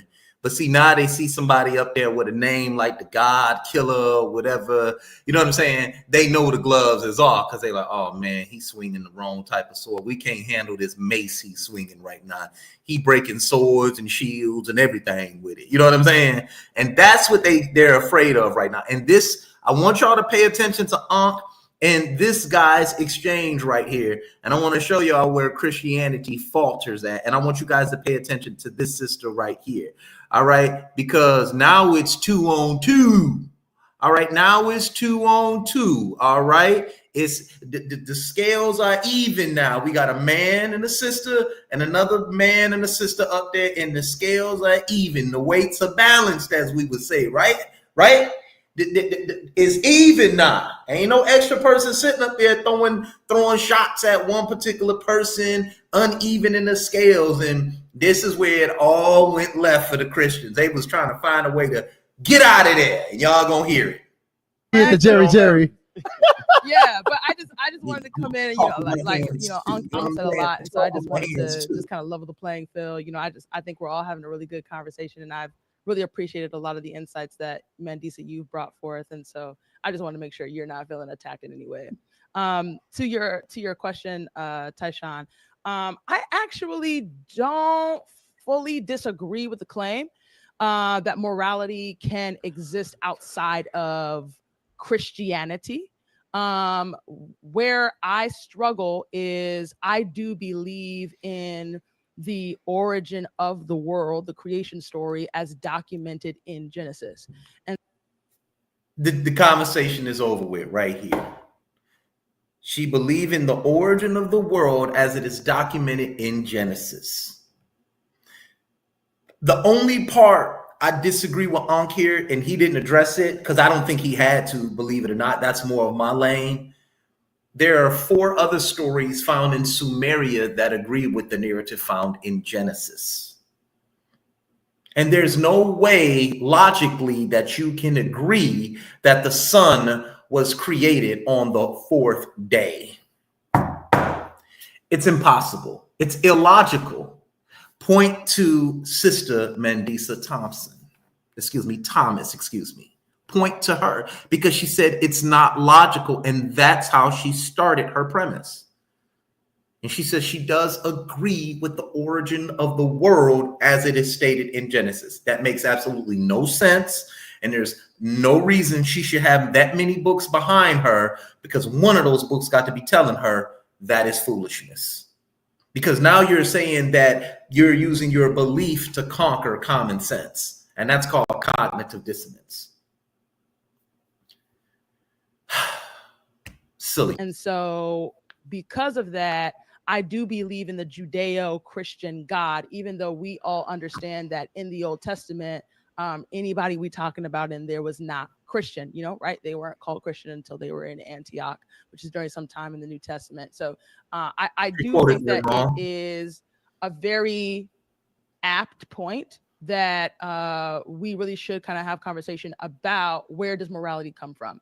I do personally believe that morality comes from Creator God, and Creator God is not bound by a religion or a denomination. Creator God actually instituted morality, and I can't mess with that, because if she's saying he's not bound to denomination, he's not bound to certain aspects pertaining to religion. The question needs to be is, why would he be bound to anything within our human realm? How is he bound to a specific people where he only chooses one group of people? How is he only bound to that? That statement that you just made should be raising a lot of other questions pertaining to what you believe and how you conceive the world to be. You need to be asking yourself, why did God see it fit that man needed a mate? He's omnipotent. He's supposed to already know that. He saw that Adam was lonely. There's no reason for Adam to be lonely. He's a creator God. He already knew Adam would be lonely, right? So there would be no reason for Adam to be lonely. Interesting. coming from a person with all those books behind her. And we saw him give a moral code to the children of Israel.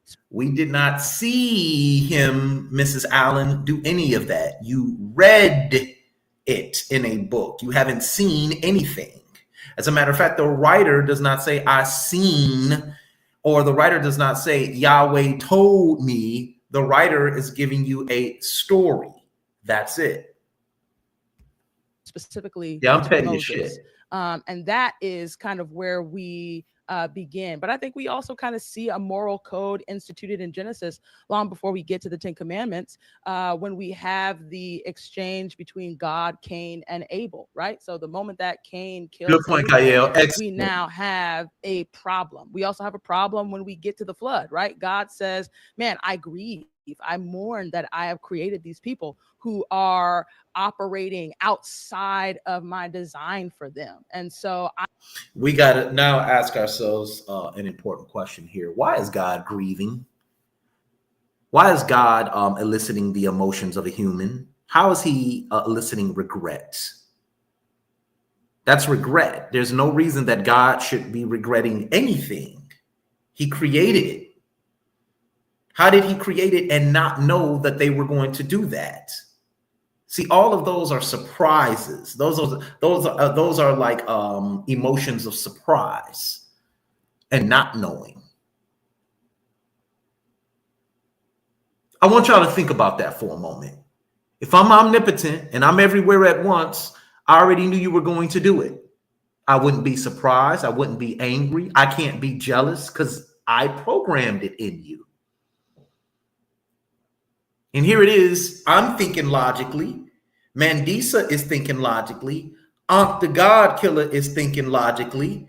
But we got two other people who refused, or as my boy used to do, refuse to be logical.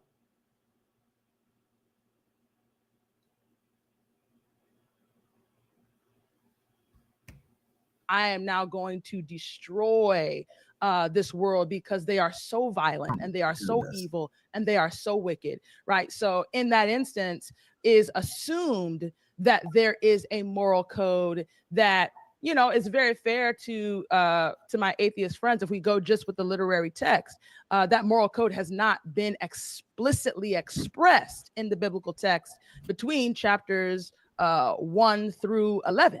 Right. So I think that there's definitely space for us to really kind of have conversation about what is the standard that God is holding these newly created beings to, these antediluvians to, when he says that they are so wicked that they now must be destroyed. And so I think that that's kind of what I would kind of add to the conversation that I think is valid. But I do think that morality originates from the creator God. Because I do believe in that particular narrative. Thank you, Claudia. Thank you. What you got from us, Adam? Yeah, I mean, so if y'all don't mind me, nerding out for a second, I'll be real brief. But really, we're asking a worldview question. Oh, and by worldview, it's a worldview just simply the lens through which you see the world. I've been dealing with this gentleman for almost 5 weeks. His worldview. You guys have to understand, when we are attacking Christianity, you are attacking their existentialist worldview. They feel like they are destined to go into heaven and sing to a man named Jesus the Christ, which was a white man who died on a cross, every day of their lives. And they want to experience that bliss. So here this guy come with worldview question. Worldview question. Worldview, it's a worldview just simply the lens through which you see the world. So if you take like the sum total of everything that you believe to be real or true about reality, put them all together, that's your worldview. And so, the folks like Mandisa and Ahnk would hold to a atheistic worldview, where in that sum total of things they believe to be real or true, God is not included in there. Whereas myself and Claudia would hold to a theistic worldview. My argument would be that a theistic worldview is the best, that God, or the existence of God, is the best explanation as to why there is a moral reality. I think when you take that puzzle piece, the existence of God, out of the equation, then you no longer have a proper foundation God, I want to debate for this morality. destroy. Now, a reason why I would say that is if you look at, if you get into moral philosophy, one of the ways that we can test out a worldview, I like to call it just the crash test, right? If you can hop in a worldview and kind of test it out in real situations, and you find yourself running into a ditch, i.e., some sort of like logical conflict or inconsistency, then you find yourself with a red flag that there's something wrong with that worldview. So when Ahnk says that morality doesn't come from God, it comes from human moral codes, he also referred to evolutionary psychology. I think that if we take God out of the equation and we try to test drive his moral framework, we run into a ditch. For example, if it is true that the only moral codes come from human beings, then he would have to concede that the moral codes that instituted slavery, and actually all of the qualms, the moral qualms that Mandisa has brought to bear, he would have to concede that those are morally equivalent to any worldview, any moral code that he would institute or believe to be ethical. So there is no way to adjudicate between what's moral or immoral in some ultimate sense, if really all moral codes come from humans, because whatever humans put on the table as being moral, then that's just what it is, right? So the slave master who believed that it was moral to enslave our ancestors is on equal moral footing with Brother Ahnk and Mandisa, according to his worldview, because there is no hierarchy in terms of what's more moral or less moral. It's all just human codes, right? Now they can argue like, oh, well, no, they were just out of step with some da-da-da-da, but they would have to give us some sort of foundation upon which to base their moral claims, which they haven't done through so far. That being said, it's not only Christians who have to account for, you know. Okay, so the argument is with him, and I want everybody to know, is what is your moral foundation to base the foundation of your moral claims against our moral claims? What is your moral foundation? The human experience. He just daggered himself with that. And we can't allow this type of Christian rhetoric to run rampant in the community and for them to continue to show up on our panels and use this argument as if it means something. Guys, trust me, I did it against Vocab Malone when we were on the phone. And guess what? He couldn't fuck with the answer. I'm sorry, he crashed out. The brothers was on the phone. A couple of brothers was on the phone. They all heard it. He crashed out.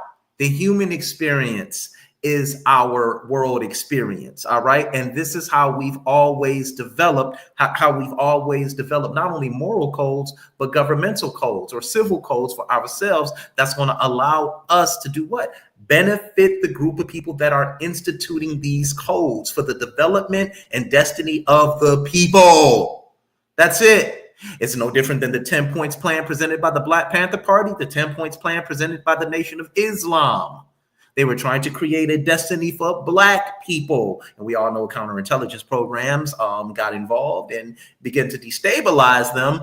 But these things were programs and rules and moral codes put together in our communities, by our communities, to create a destiny for ourselves. What he's trying to do is talk in circles. We can look at the conditions of a people if we are enslaving them and say, this is bad. We don't need a divine agency to say, thou, my son, that is wrong. Ah! We don't need to do that. We don't have to do that because we're already programmed as humans. Now he tried to talk about evolutionary psychology. So Adam Coleman, if you're speaking on evolutionary psychology, what do you need God for? Because your psychology is surrounded around what? Your existentialist view of Christianity. You don't have to use any psychological reasoning to believe the Bible. It's okay for you to believe. You don't have to try and come on here and present these false claims of logic. You believe. You don't need logic to believe. So let's keep going. Oh, we got somebody in the building. What's up, Kyle? Chris, what's happening, bro?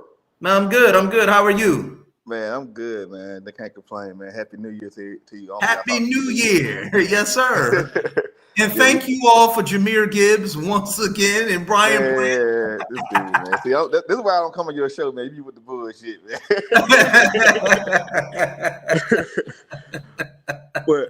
No, the reason why I'm up here, man, because it's something that's happening right now. It's kind of confusing and disturbing. Because I understand what's happening. What he's trying to do, he's trying to interject theology into the field of sciences. Right? Yes. You see what I'm saying? Like he's just trying to merge those two things together. So like when you're talking about like morality is studied under the field of psychiatry. That's an actual accepted field of science that deals with neuroscience, that deals with really human evolutionary biology. And a few more disciplines are kind of what make this up. These are things that can be tested, falsified. These are processes that we have not known.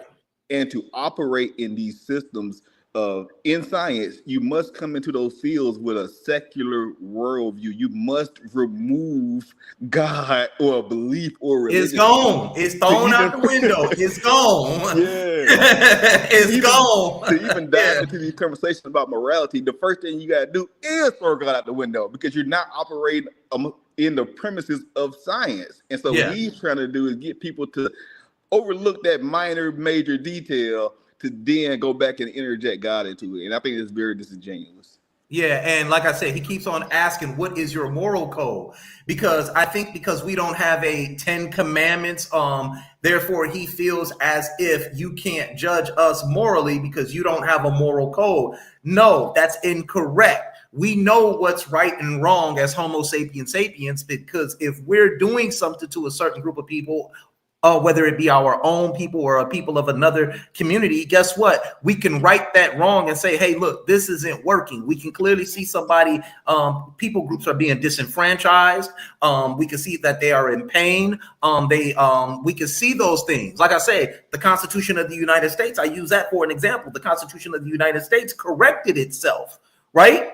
It corrected itself. The Bible cannot correct itself. It is the word of God. What's up, Cedric? How you doing, bro? Peace, family. What you doing, Chris? How you doing, Kyle? I jumped on here because I'm tired of hearing this moral argument, and even from a philosophical perspective. What they are trying to do is claim that without God, there is no objective grounding of your morality. However, that argument in of itself is inerrant. Because if our morality is grounded in God, then it's grounded in his subjective nature. And if God has to abide by the laws of morality exists outside of God, which would make them objective, we still don't need the God. We would just need the moral code. Now, again, they fail to understand that morality is a tool developed via evolution for social animals to engage in establishing social relationships. It's part of our evolutionary process. Morality existed prior to humans. We evolved as social beings, sense of fairness, a sense of self-preservation. These are all the basic fundamentals of morality. And our morality is subjective. It is based on your culture, your environment. However, once that subjective moral compass has been established, you can judge it objectively based on its flourishing or its producing of a healthy or beneficial environment for human beings. And if not, you adjust these moral codes. That's why we see the evolution of morality, and it's not grounded in a document which quantifies and codifies slavery, because obviously we have developed to understand this is no good for humanity on a whole. So again, if you try to argue this from a philosophical perspective, come see me, because this is some bullshit arguments. Come see me. We got due diligence in here, and we got Mr. Morpheus in the building. What's good, y'all? Go ahead, due diligence, and I'm gonna give it to Morpheus. Peace to everybody on the panel. How you fellas doing? Good. So, please do what it do, man. So, man, I'm like Sid. I think it's a cop out, man. The morality argument in terms of the religion, like religion has some type of objective morality on their side. Says who? because then we just have to believe them.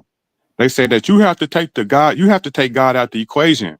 Well, I have to spin that right back around to you guys, because how do I know that you have God in your equation? You are just believing a book, right? And then, like said, we talking about objective morality, right? Like who's claiming that the morality that we have as so-called non-believers, that it has to be objective? I'm with said morality is subjective, and we just agree. We come to terms with morality. We have social norms that we have agreed on. Humans have come to morality by trial and error, and that's okay. They believe that because it's not objective, then it's not definitive, and then it can just be anything. Yeah, what's wrong with that?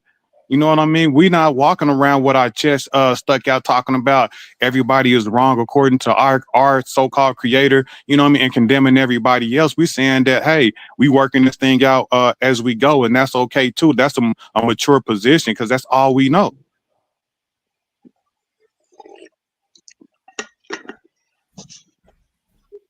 Yo, Morpheus, go ahead and take it away, big bro.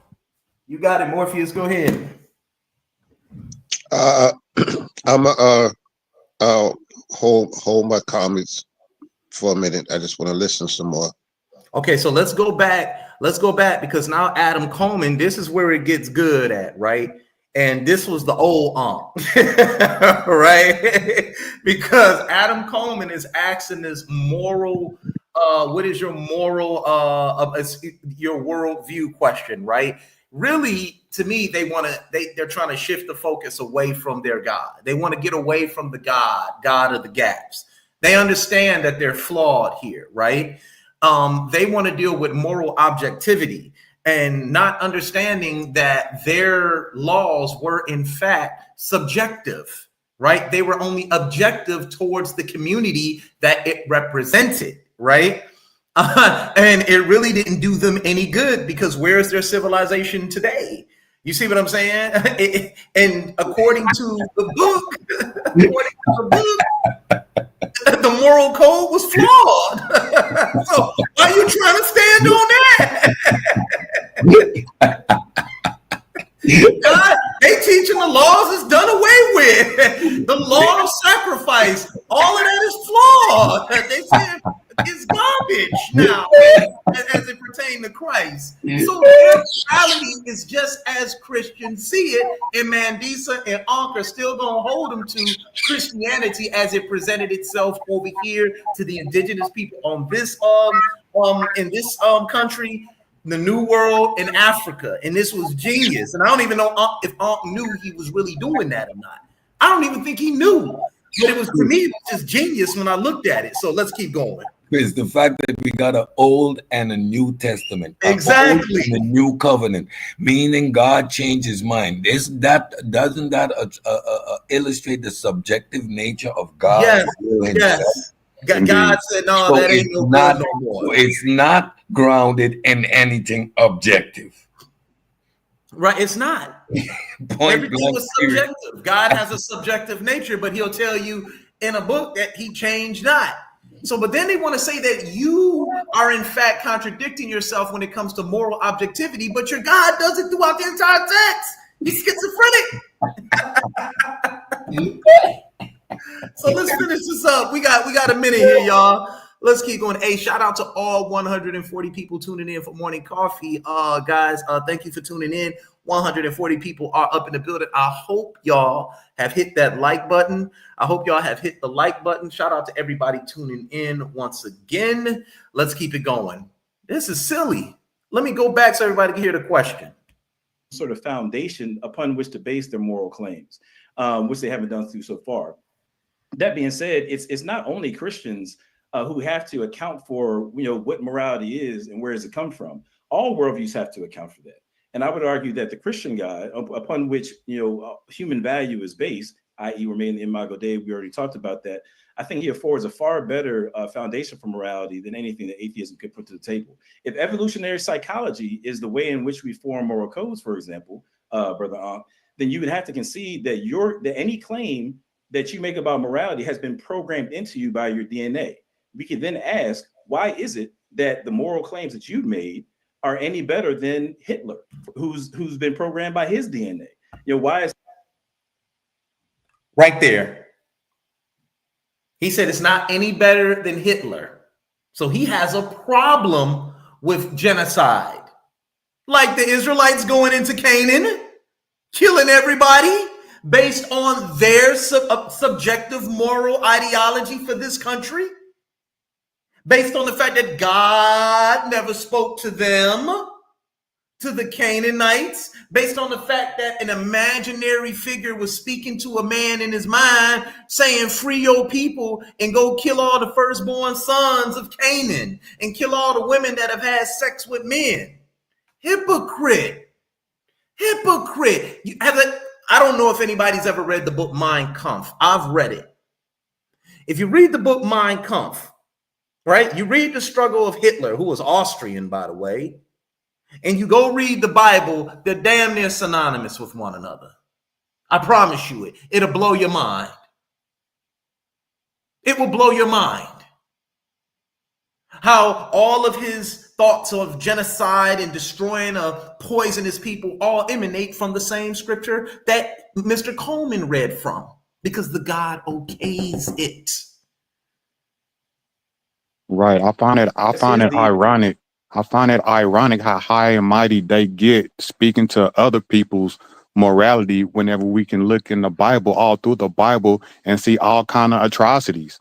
Like how high and mighty can your morality be whenever, like you say, Chris, you're doing genocide, you're doing murder, you're doing, all these different things. But then looking down at someone else as if yours is just some type of outstanding code. Like I don't get it.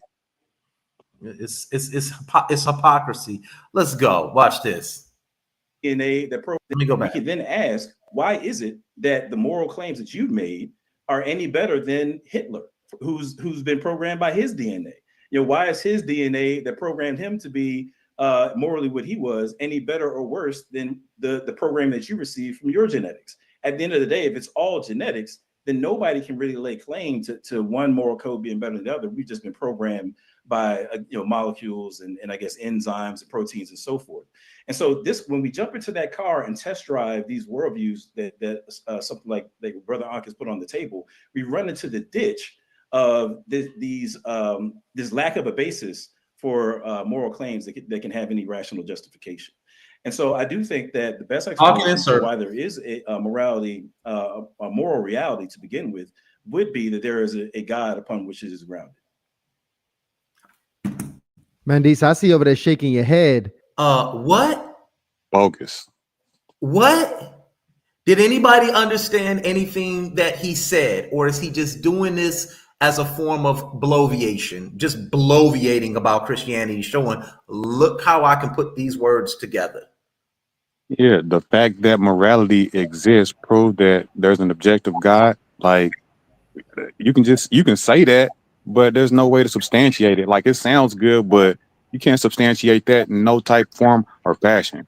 Okay, yeah, now he's trying to prove the God. Now you got to prove the God. Yes, he hits you with the presuppositions, and they enter the discussion as if we need to accept their presuppositions as if they have some basis in reality. And this is a trick. From the time you hear conversations about worldview, then you understand they're framing their arguments around presuppositions. And he's going to interject these presuppositions and do the as we already established. No, we didn't already establish anything. You simply made a claim, an unsubstantiated, unsupported claim. Your claim that Christianity is the foundation of morality is completely inerrant. Christianity exists no less than 2,000 years. We have civilizations that go back 10,000 years. To build a civilization, you need a moral code. You need to have a moral code to build a society of people working, living, and cooperating. So again, even your claim of Moses, right? Murder was something that Moses committed, right? Prior to getting the 10 Commandments, and he was persecuted by the Egyptians. Thus, they already established law and thus had a moral code. Everything about these arguments are inerrant. We got Kansu in the building. What's up, Kansu? Okay, Yo, what's up, man? What's up? What's good? What's good? What's good? You got something you want to speak on? Go ahead. Faith is not proof. Faith is not proof. Exactly. It's simple. This ain't even a hard argument to make. Faith is not proof that your morality is objective. Right? Does morale or legal codes have objectives? Do they create certain objectives within the civilization or the communities that is built for? Yes. But trust me, your morality within your own community was deemed as subjective, and it did not work as it pertained to the children of Israel. It didn't. God did away with everything in order for everybody to have Christ, because if it was in fact objective, you wouldn't believe Jesus died for your sins, because the book of Deuteronomy says no man can die for your sins. This is why I keep calling BS on Adam Coleman's nonsense, and we got to hold him to that. But we're not being fair here. We want to be able to get to Ahnk, because Ahnk was ready. He answered it. I thought it was genius what he did. You know what I'm saying? So Sunchild states, he's saying without an, let me put this up here. This is what Sunchild says. He's saying without an objective moral standard, there is no good or evil, no right or wrong, just genetics and chemical reactions. No, that is still an inerrant argument that he's making. And it doesn't make any sense. Morality has always been subjective. What one culture sees as right, another culture can deem as wrong. That's simple. That's simple. They feel like because it's objective, then there's no real line to delineate. But if you just look in history, and you don't even have to look into history, we can look into the present. You can go anywhere you want on the map and you will see different moral codes. And to me, that implies that there is no one true objective morality. And that's okay. See, they see some type of conflict because it conflicts with their dogma. Yep. But we can just be mature about it and accept it if it is subjective, and accept it if you want, and reject it if you want. That's okay. Let's go. Let's hit play. And I'm sitting up here looking at the papal bull of 1455, which justified the expansion of Black African slavery. It has the papal bull, the Catholic Church, which it was wrong. So my moral code or my would say, but they, it was allowed. They justified it with their belief in a God, that our people were inferior. That is not my moral code. My moral code is that. So Mandisa, hold on. Before I'm really sorry to cut you off, but I want you to respond specifically to the claim that Adam made in this one, because I think that was a really good claim. Because you notice how she then now begins to go into addressing the facts, and she's dealing with moral objectivism. She's dealing with it. The papal bull its objective was to enslave Africans based on their concepts of Christianity. And they don't want to hear that. This is the 3rd or 15th time I've seen them interrupt her when she's going into her facts. Meanwhile, the Christian can get up there and just use his faith and his stance on belief. And you guys are seeing it for yourselves. I think Christians are cowards. I will forever believe that. Where's Jesus now that Donald Trump is signing all these tariffs? Ain't gonna help you. She's dealing with it objectively. And he wants her to answer his question, but yet they haven't answered anything. You made a good point saying that, atheists are really not monolith. So we all really don't believe the same things. And I think the concept of Christianity that is very clear how Christians should morally behave, and anybody outside of that is really not really involved in Christianity at that point. They actually. Cedric, can we call BS on that right there? Can we call BS on that? No true Scotsman fallacy right there. There are thousands of denominations of Christianity. The fact that they're sitting on this panel is illustrative of them not being part of the Roman Catholic Church. So to use that argument as if there's a one single cohesive form of Christianity is bullshit. And what he's doing is a no true Scotsman fallacy. That's it. Yeah, that's exactly what he's doing. Yeah, to be a proper Christian, you must adhere by all the laws and the moral codes. And morally, you would have to be a slaveholder to even qualify morality for the culture. Like, this is crazy. Well, see, what he's saying is, if you don't align with, like Cedric was saying, if you're not aligning with the beliefs or the typical Christian standard, then you're not a Christian. Okay, so what are the Christian laws, since you guys did away with all the laws in the Old Testament? There's only one good way to be a Christian, is belief in Jesus Christ. That's the only thing. And everybody believe in it differently. Some Christians believe you got to speak tongues. Some Christians believe you got to be baptized. Some believe all you got to do is believe.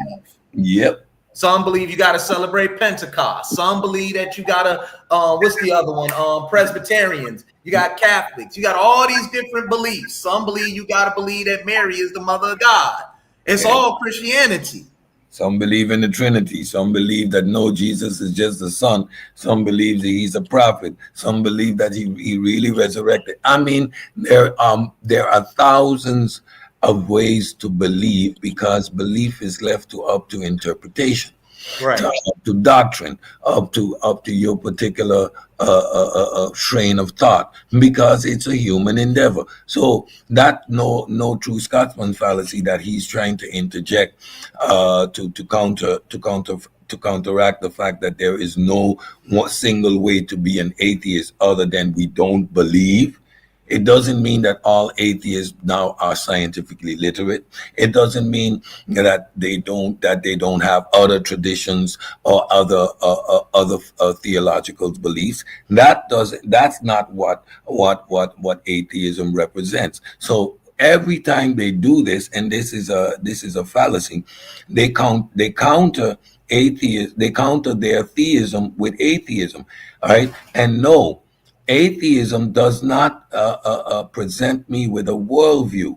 My worldview is based on humanism, on skepticism, and rooted in methodological naturalism. And none of those have anything to do with atheism. Atheism is simply a stance with regards to beliefs in God. I don't have one. And from the time I don't have one, there is no role that these doctrines can play in forming my worldview. So my non-belief doesn't say nothing to what I do believe. That's right. It's simple, right? But he didn't want to hear the facts and what Christianity established in Africa or in the New World. He didn't want to hear that. Yeah. And I was waiting. But this was what I was waiting on her to do at the beginning. I would have just threw nothing but daggers at them all day and put them on their heels. You like Ahnk did when Ahnk first came in there. He understands. All right, let me come with the daggers right off top. You know what I'm saying? And I gave him that.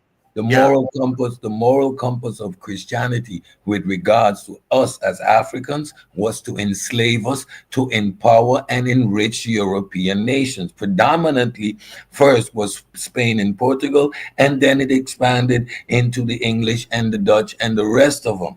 Right? This was about a corporation. The Dutch formed the Oost-Indische Company and the West-Indische Company. That was a company in trading. Slaves were a commodity. We were stocks and bonds in this whole Christian expansion and adhering to the word of God, which is to spread Christianity all over the world. The moral compass of Christianity at that time was to enslave Africans. Simple. That's the point she was trying to make. He cut her off because he can't get around it. It's simply, and he didn't want to hear that. Let's keep going, because he gonna make her. She's about to make him look in the mirror at yourself. All right. Never trust men that wear tight shirts that are turtlenecks with muscles. Never trust them. Never trust a man that don't have facial hair, as my dad used to say.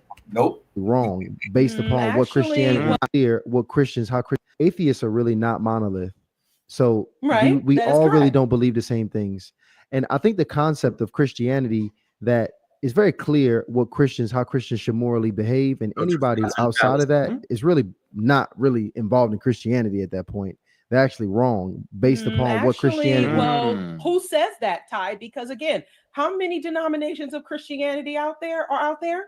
So again, Christians disagree with other Christians, just like outside of not believing in any God, spirits, or supernatural beings that exist as we do. There are definitely disagreements. Christians, y'all can't even, many of y'all cannot even agree on the text of the Bible of the Bible in which y'all follow. There are thousands of denominations within Christianity, and many of y'all disagree with each other. Now, again, as an atheist, if we're going to argue the existence of God, especially as if we're talking about like, and yeah, we know that molecules and organisms do exist, and the technology has been, and I know I'm sorry, I'm getting off topic there, but again, that's not really saying much, because as human beings, yeah, sure, we disagree on things, but is the golden rule in the Bible, treat others as they should be treated? That does not come from the Bible. That is older than the Bible. Stories about communicating and helping each other, being communal, that is outside of. There are other worldviews, like Ahnk said. There are other religions. There are other beliefs that are more naturalistic, that may be in tune in nature. So Mandy, so let me ask you this official question, because I never got the question out for you. Sure. What is the official moral code that we should be operating on, especially as an atheist? What is that supreme moral code that we believe is right? So I think that the ultimate, if I'm going to define it, or if I'm going to respond to it as what is considered a moral code, okay, so right there, what I would have done right here is I would have had him to define supreme moral code. Using buzzwords and context clues to illustrate your point doesn't work with me. And I definitely I would not be playing the respectability politics with her. Yeah, I mean, here I would get him to illustrate that he's talking about God. Then I would explore and expand on the subjective nature of God himself, and how logically, even philosophically, that position holds no merit. Either morality is objective, which means God is subject to those moral codes the same way, then we don't need God, because they simply exist. From the moment we need God, that means that is a subjective moral code, and it's up to the whims of God. That's why you guys try to make excuses for slavery and rape in the Bible, because God okayed it. Whereas a human being, you know it's not okay. Let me ask you a question. Is it okay to drown babies at any point? So why would your God, with all his morality, choose to drown babies? Why would he choose to kill babies in the most excruciating way? Even if he had to do it, being a God, he couldn't just snap his fingers. That would have been more moral than what he did. So me being a simple human have a higher moral code than your God. Game over. Let's keep going. I would say that we should be treating each other with the utmost respect, and until that individual or individuals deemed that that may not be possible.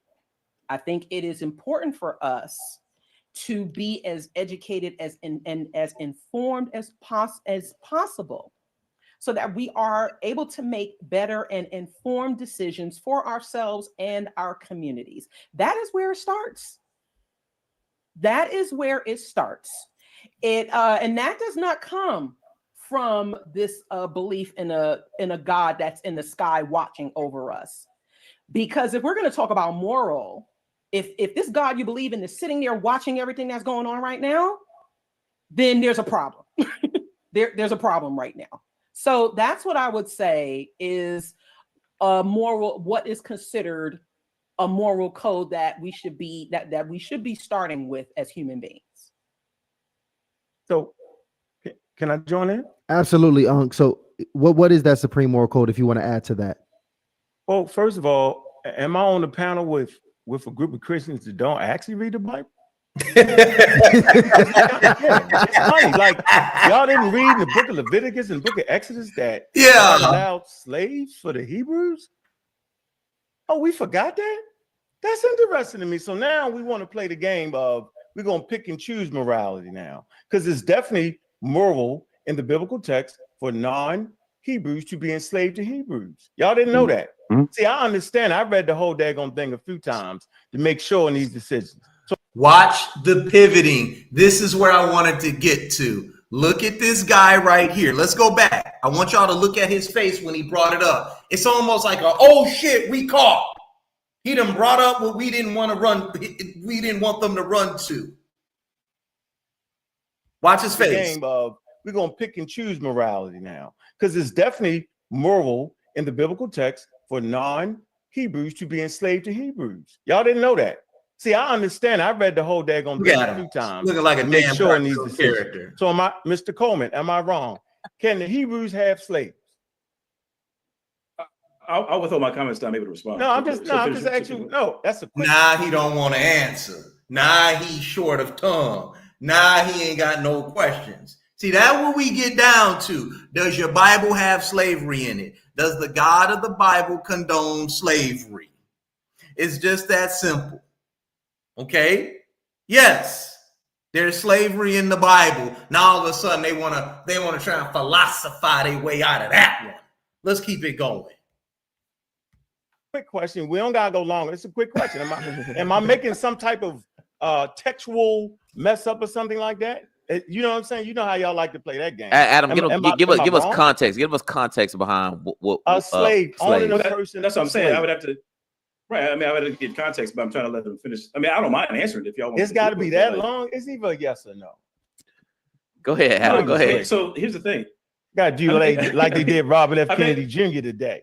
Here's the reality. Like, no, I wouldn't watch the news today, but no, I think what you're going for is a gotcha question, and it just demonstrates that you actually haven't. No, wait a minute. I think it just demonstrates that you actually haven't read the scriptures cover to cover, at least. What a damn! I'm sorry. I'm about to start cussing. What's up, Consul? Yes, sir. Yes, sir. This is where it gets foolish at. Let's keep going. Let me go back. Go ahead, Adam. Go ahead. So here's the thing. Got to do like they did Robert F. Kennedy Jr. today.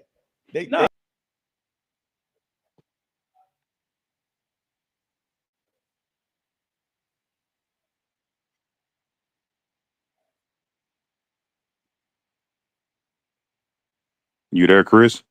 Yep. Okay. My fault. Yeah. I'm gonna go ahead and talk while you get it back together.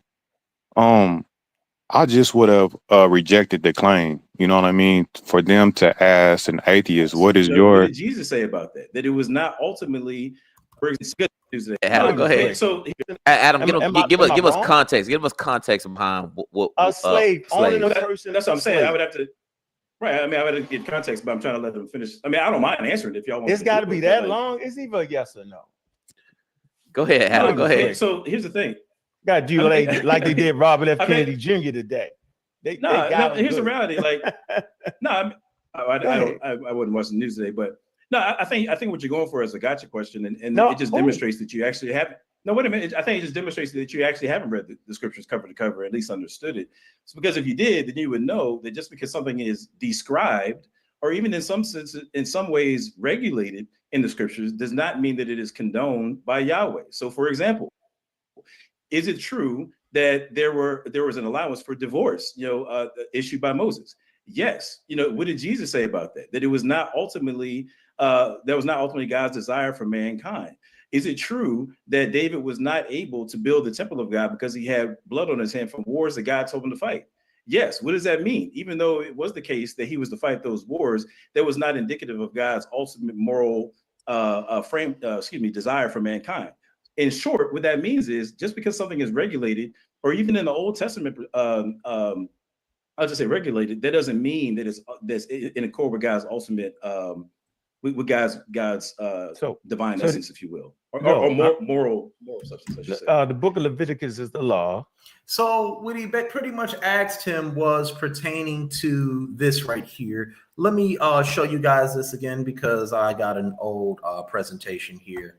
And it says it right here. If a country, this is Leviticus 25:39-46. Now notice he asks, Jesus speaks to them about the law of divorce, but where was Jesus speaking to them about the law of slavery? Right. So like I said, smoke and mirrors arguments, pivot move, every fallacy you can do. It says 25:39-46. This is what Ahnk is referring to. If a countryman among you becomes destitute and sells himself to you, you must not force him into slave labor. Let him stay with you as a hired worker or a temporary resident. He is to work for you until the year of Jubilee. Then he and his children are to be released, and he may return to his clan and the property of his fathers. Because the Israelites are my servants, whom I brought out of the land of Egypt. They are not to be sold as slaves. You are not to rule over them harshly, but you shall fear your God. But look at the stipulation he puts in here for other people, right? 44, your men servants and maid servants shall come from the nations around you, from whom you may purchase them. That's chattel slavery.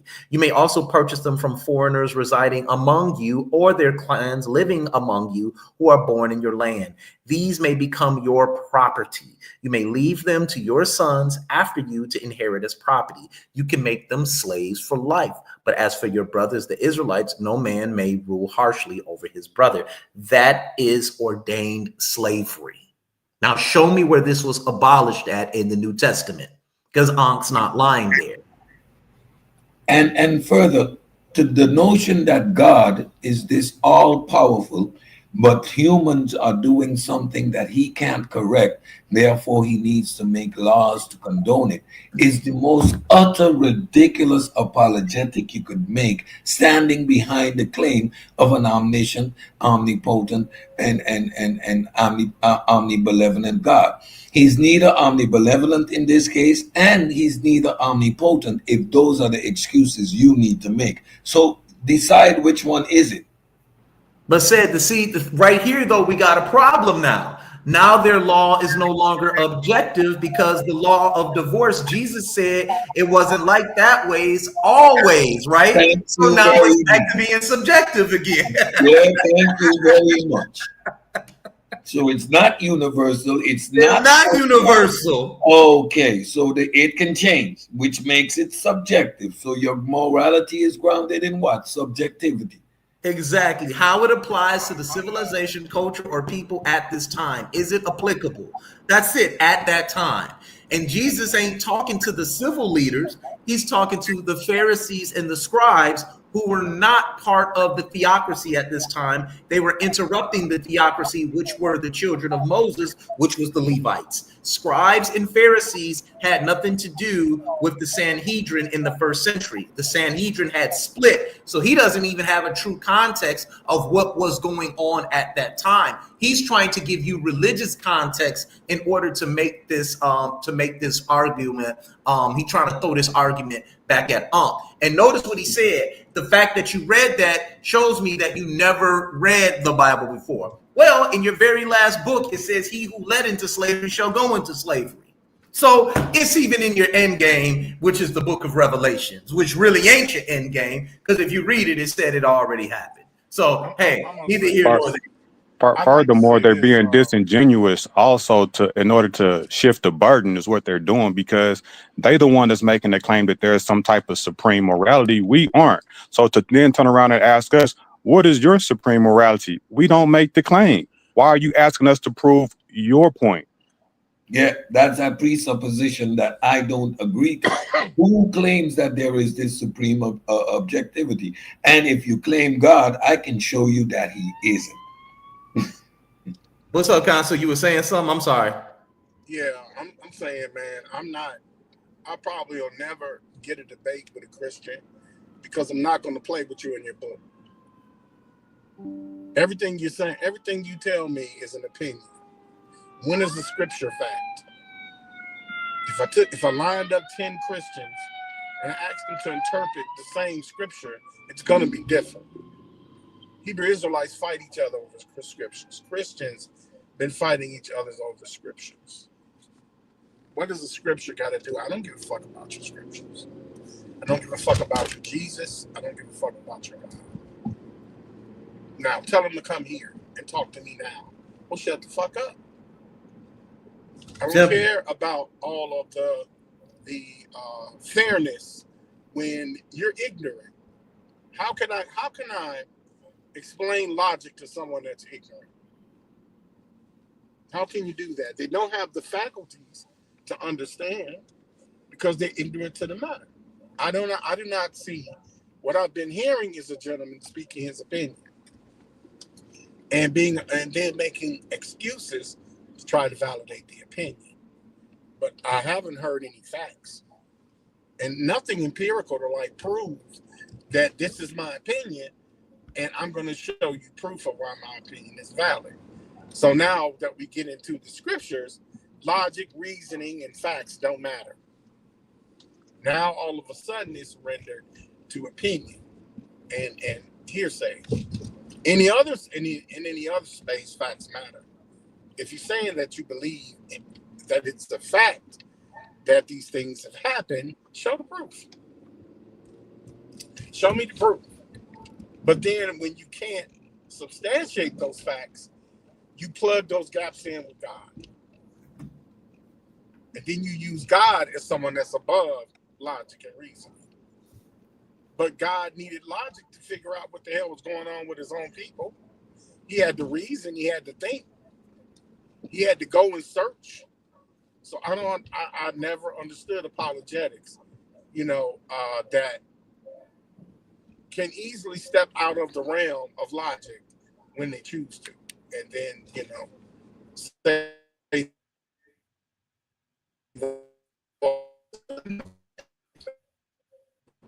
hold on, Consul, you're breaking up. You're in a bad area. You're right, Consul, because it's not based in logic, it's based in presuppositions. It's not grounded in logic. Right, because subjectively they can tell you their vain interpretation of the Bible all day, but objectively they cannot prove that God gave Moses these laws. They cannot show that objectively. Therefore, it's just a subjective text based on the people that used it and believed in it. Belief is subjective. It's not objective. So their forms of Christian logic and rhetoric are flawed from the onset. You know what I'm saying? It doesn't make any sense. It's the arrogantness of it all. That's the whole thing. The arrogantness of them thinking that they have the correct dogma and everybody else's is bogus. Because like you said, what about other people's religion that have their moral code? You know what I mean? They just have this arrogantness about what they think, and you can't even get them to see that. Whenever you try to put the mirror up to them, be like, man, look at yourself looking down on everybody else because you got lucky and fell upon Christendom, and now you're trying to project it onto everyone else. The arrogantness, as if people don't have their own traditions, morals, and values, and for you to come through like you have the answer to everything in the world in your hand in this book is just so arrogant. Yeah, it is arrogant because, once again, as I'll continue to state, is you can't objectively prove anything. And then you're coming up here using vain interpretation to try to convince the audience that slavery is not in the book by using false equivocations. Oh, well, Jesus annulled that, but he didn't annul slavery. You have to show that if you're going to use an equivocation. You know what I'm saying? It doesn't make any sense. Remember this always, folks. Ignorance is always masked with arrogance. Yep. It is their ignorance that fuels this level of arrogance. It is a requirement to you need to convince yourself of something that you know is not true in order to have that rhetoric with a third party. So that arrogance is part of your whole foundation. That's why he couldn't even deal with the lady bringing up the document of discovery, the age of discovery, the papal bull. He cannot argue or reason his arrogance in that scenario. So he shuts that down.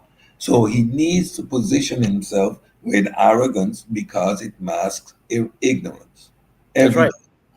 That's right, because objectively we could look at this Bible and sit up there and say, okay, when those papal bulls were being developed and created, they were taking passages out of this Bible and instances out of this Bible objectively to say Christianity can do this to indigenous people that do not believe in this God or gods or however it wants to be presented. We can show you that objectively. We can show you that through history. So once again, what are you defending? Because the deities themselves aren't here to defend themselves, because you cannot prove objectively that this thing is real, right? We could clearly see that a lot of these laws and codes were taken objectively from the Code of Hammurabi, the Code of Ma'at, the Babylonian law codes, the Assyrian law codes, and many other places in which the Hittite law codes, the Hittite vassal treaty, the Canaanite vassal treaties, the Ashurbanipal vassal treaties. We can see all of it being put right here in your text, and you're going to try to talk to us about subjectivity and objectivity. Like, get up out of here, man. You make yourself look foolish, and I think it's time for Black people to stop how can I say it, believing in this type of stuff, which I can't argue, right? But Adam Coleman needs to step on up, accept my terms. Let's talk about moral objectivity versus moral subjectivity, and I'll show you that your entire book is subjective. I'll show from its onset,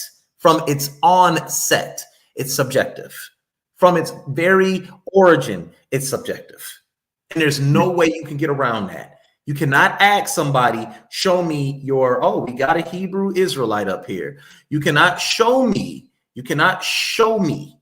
that this book is objective and it works for all peoples in all lands. You cannot show me that objectively. And you cannot hold me to the stance of what am I using morally to say that you are wrong. The human experience is all we need.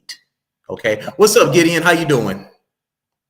Shalom, shalom. All praises to the Most High in the name of Yeshua. What's going on? How y'all doing?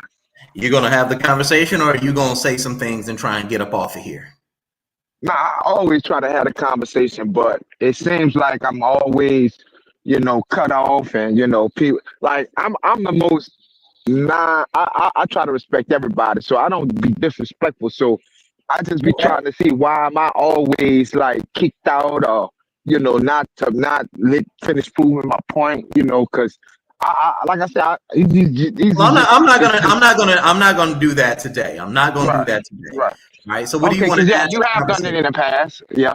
Nah, it's all good. Yeah. So what do you want to add to the conversation? Go ahead. Well, I feel that the laws that we have, I do feel that morality definitely comes from the Creator. We can't say it comes from anywhere else, because the morality I'm talking about is the law that's contained in the Torah.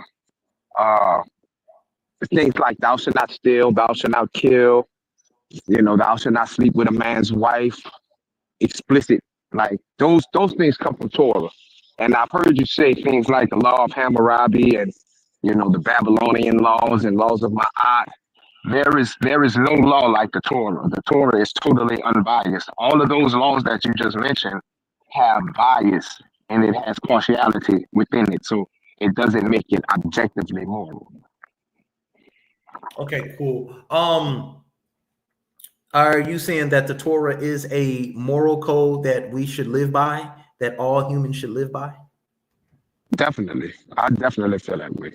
What does the God of the Bible say about people who don't believe in him? What does he tell the Israelites to do?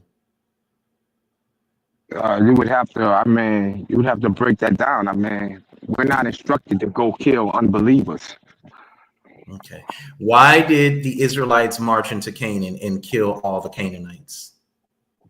Okay, well, that's something totally. So if you're going to take that story,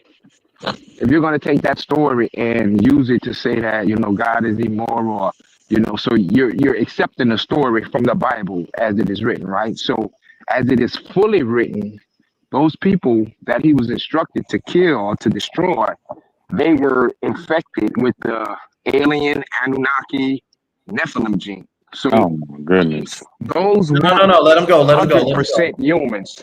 So when the brother say, "Oh my goodness," yeah, that is far fetched to believe. Focus, Gideon. Just focus on what you're saying. Go ahead. I'm saying. So if a person was to say, "Yeah, that's far fetched to believe," that's true.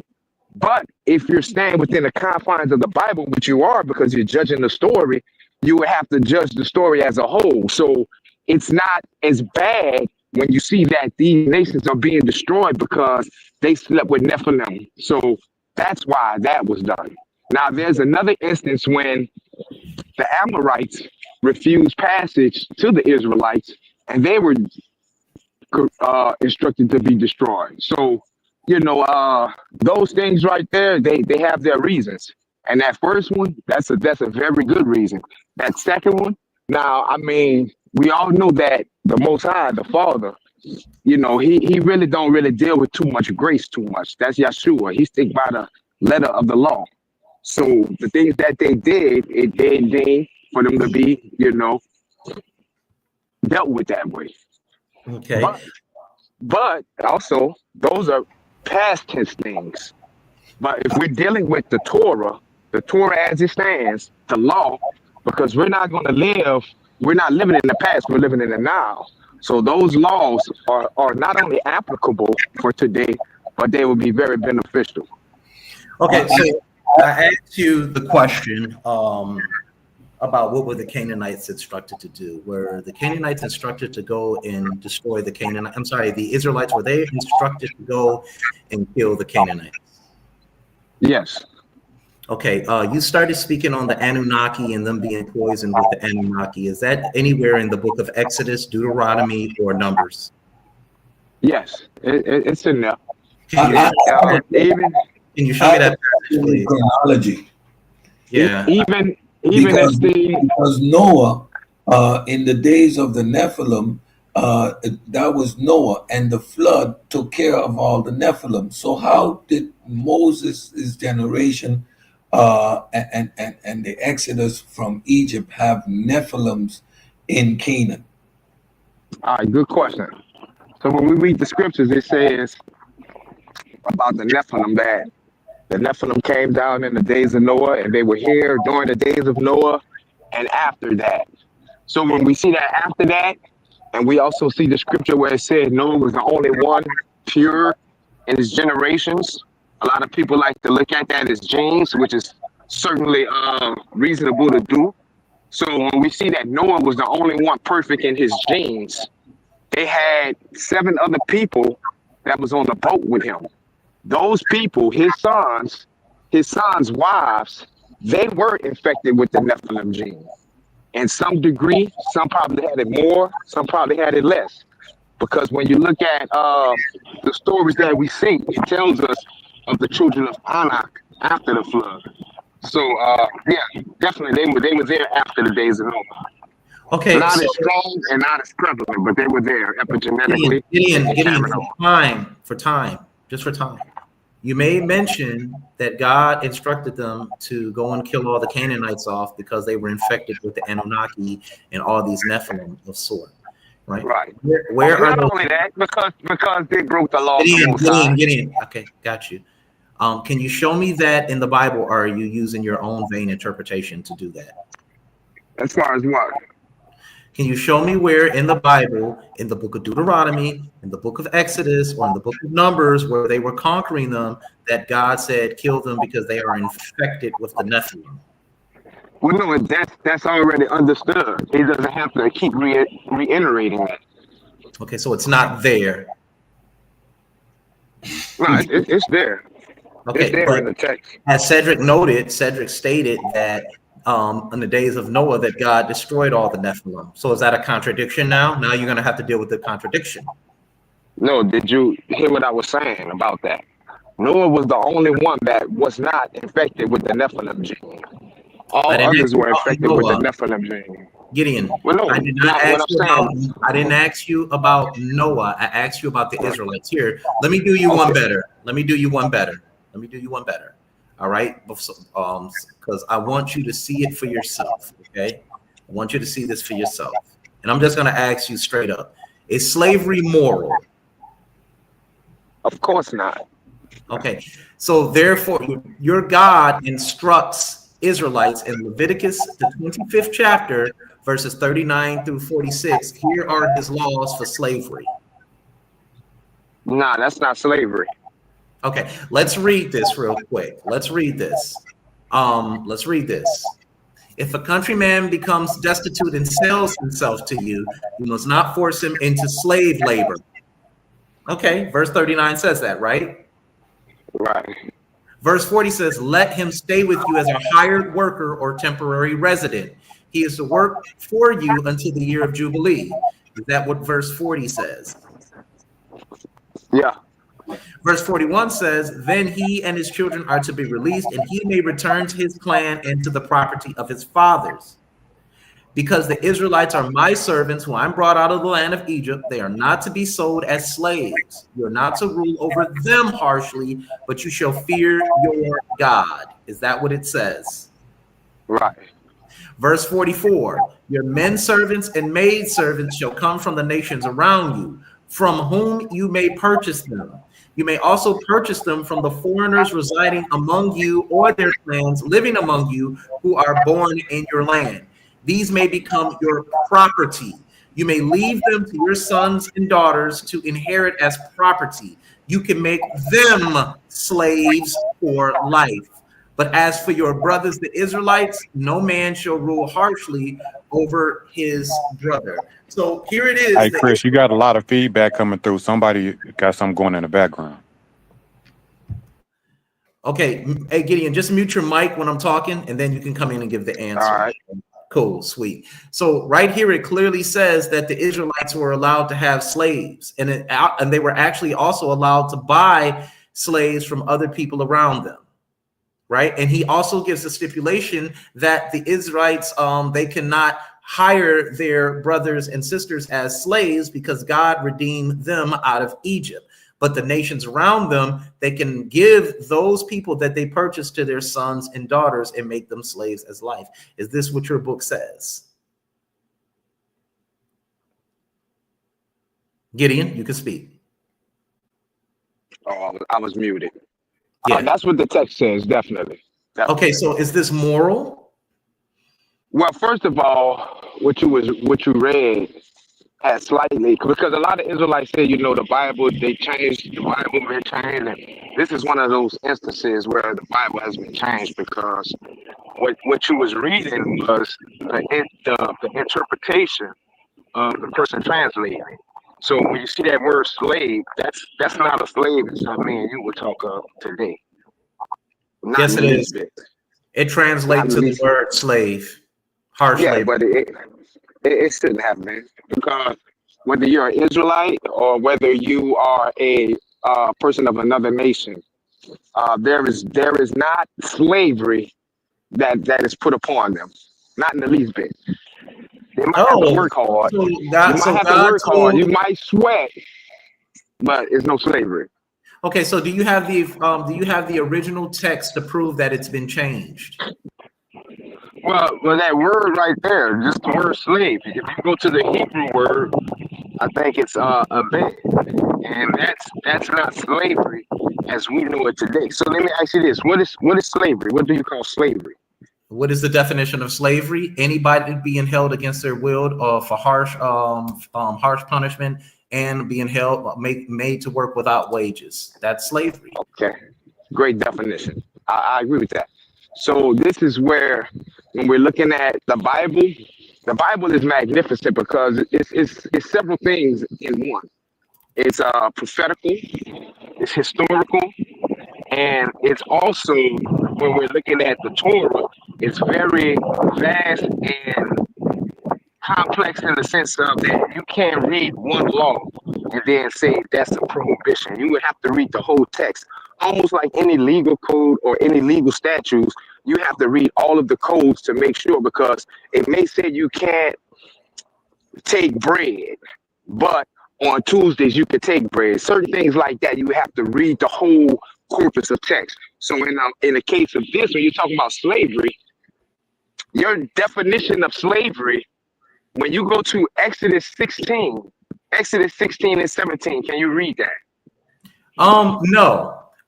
You wanted me to pull the word, and I want to pull the word for you right here. This is Hebrew word H5647, abyad, a primitive root It means to work, by implication, to serve, till, cause, to enslave, to keep in bondage, be bondman, bond service, compel. That's what it means. Right. So the only thing I'm asking you, Gideon, listen. Right. I'm not trying to pigeonhole you into anything right now. I'm just asking you, why do you feel that this should serve as a moral compass for us today? That's all I'm asking you. Yeah. Well, most definitely. And just to be real succinct, I'm talking about this law right here. Right. When you read the definition of slavery. Listen, what I'm asking you here, let me reframe it for you. Can we use this law today to work for us? As far as what, slavery, as what you read about so-called slavery? No, what do you mean so-called slavery? That's slavery. I even got you the translation. No, that's not, because like I was saying before you stopped me. Of course not. The very first definition you read for slavery, when you go to the Torah, like I said, you got to read the whole law. When you go to Exodus 16, it tells us that we don't tolerate nothing against a person's will. So all instances of when you see what you quote unquote call slavery, that's when a person, besides in the event of he owes a debt and he's ordered by the court to be subject to this person. In all other cases, that person is selling himself. It's funny that you tell me if a person sells himself, okay, you can't. It's nothing immoral about that. Not the least. It's interesting that you say go to Exodus 16, but we could finish reading the whole law as you stated. But in Exodus 21, there are more stipulations concerning the exploitation even of a hired worker. And look at what it says, because I'm asking you, are these things morally applicable today? And you won't even answer that. And it says 21, 1-6. These are the ordinances that you are to set before them. If you buy a Hebrew servant, he is to serve you 6 years. But in the 7th year, he shall go free without paying anything. If he arrived alone, he is to leave alone. If he arrived with a wife, she is to leave with him. If his master give him a wife and she bears him sons and daughters, the woman and her children shall belong to her master, and only the man shall go free. Do you think that's moral for a man to have sex with a woman and the slave master, or whatever you want to call him, keeps the women and children for himself? Do you think that's fair? I think it's fair if we're going to use the word just for the sake of it. I think it's fair if a slave comes into the service of his master and his master has a female slave there and he marries her. Once his 7 years is up and he's set free, yeah, that is more that she stays there to finish out her term. Because once her 7 years is up, she's set free as well. So that's what you got to understand. Like, he can't get married and she come there like 2 months ago and he walk off and she still has a debt to pay. Now, once her debt is paid, she leaves as well. Okay, once again, that's a vain interpretation, because it clearly says if the master give him a wife and she bears him sons or daughters, the woman and her children shall belong to her master, and only the man shall go free. Why is this woman with this man? Obviously, they're together now, and there's been some mating going on. Why does the master hold on to this woman and her children and only let the slave go? Where's the ordinance that says, hold on, Gideon, let me finish my thought, please. All right. Where does it say that the woman is there serving time? There's no stipulation in this law that states that. Here, let me finish reading it for you just to prove it. It says, but if the servant declares, I love my master and my wife and my children, I do not want to go free. Then his master is to bring him before the judges, and he shall take him to the door of the doorpost and pierce his ear with an awl. Then he shall serve his master for life. So, of course, if a man loves his wife and children, or the woman that he's had children with, and or the woman, he's going to want to stay there to be with them. So essentially what we're seeing here is this group of people, this master is holding the women hostage and the children hostage because this woman was his property. This is chattel slavery revisited right here in your Bible, and this is not morally applicable. And I would like for you to show us how this is morally applicable today. How can we use this law to better our communities in the Black community today? That's what I'm asking you. I don't care about your Again, the right. book. Right. Again, Chris, so when you're reading the law, you have to know the whole law pretty much to kind of make broad statements or sweeping statements about it. So when you're talking about the woman and she's with this slave master and, you know, her husband married and he leaves her, I mean, that would be plausible to believe if you didn't know the whole Torah that, oh, he's staying with his master because he loves his wife.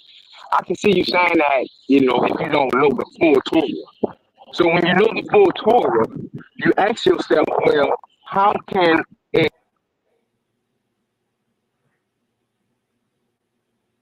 in the matrix? Okay, she Gideon, I settles think. herself, Okay, go ahead, Gideon. she settles herself, or she's legally granted to be his property until she pays that debt. Okay, so okay, thank you. I want Cedric, Kansu, due diligence. Am I asking a hard question here? He cannot follow you, sir. He's not going to engage with you. He's going to answer every question but what you ask him. So you just been going in circles, man. He's not engaging with you in no fashion. The question is a very simple question. Is it moral to do that? No.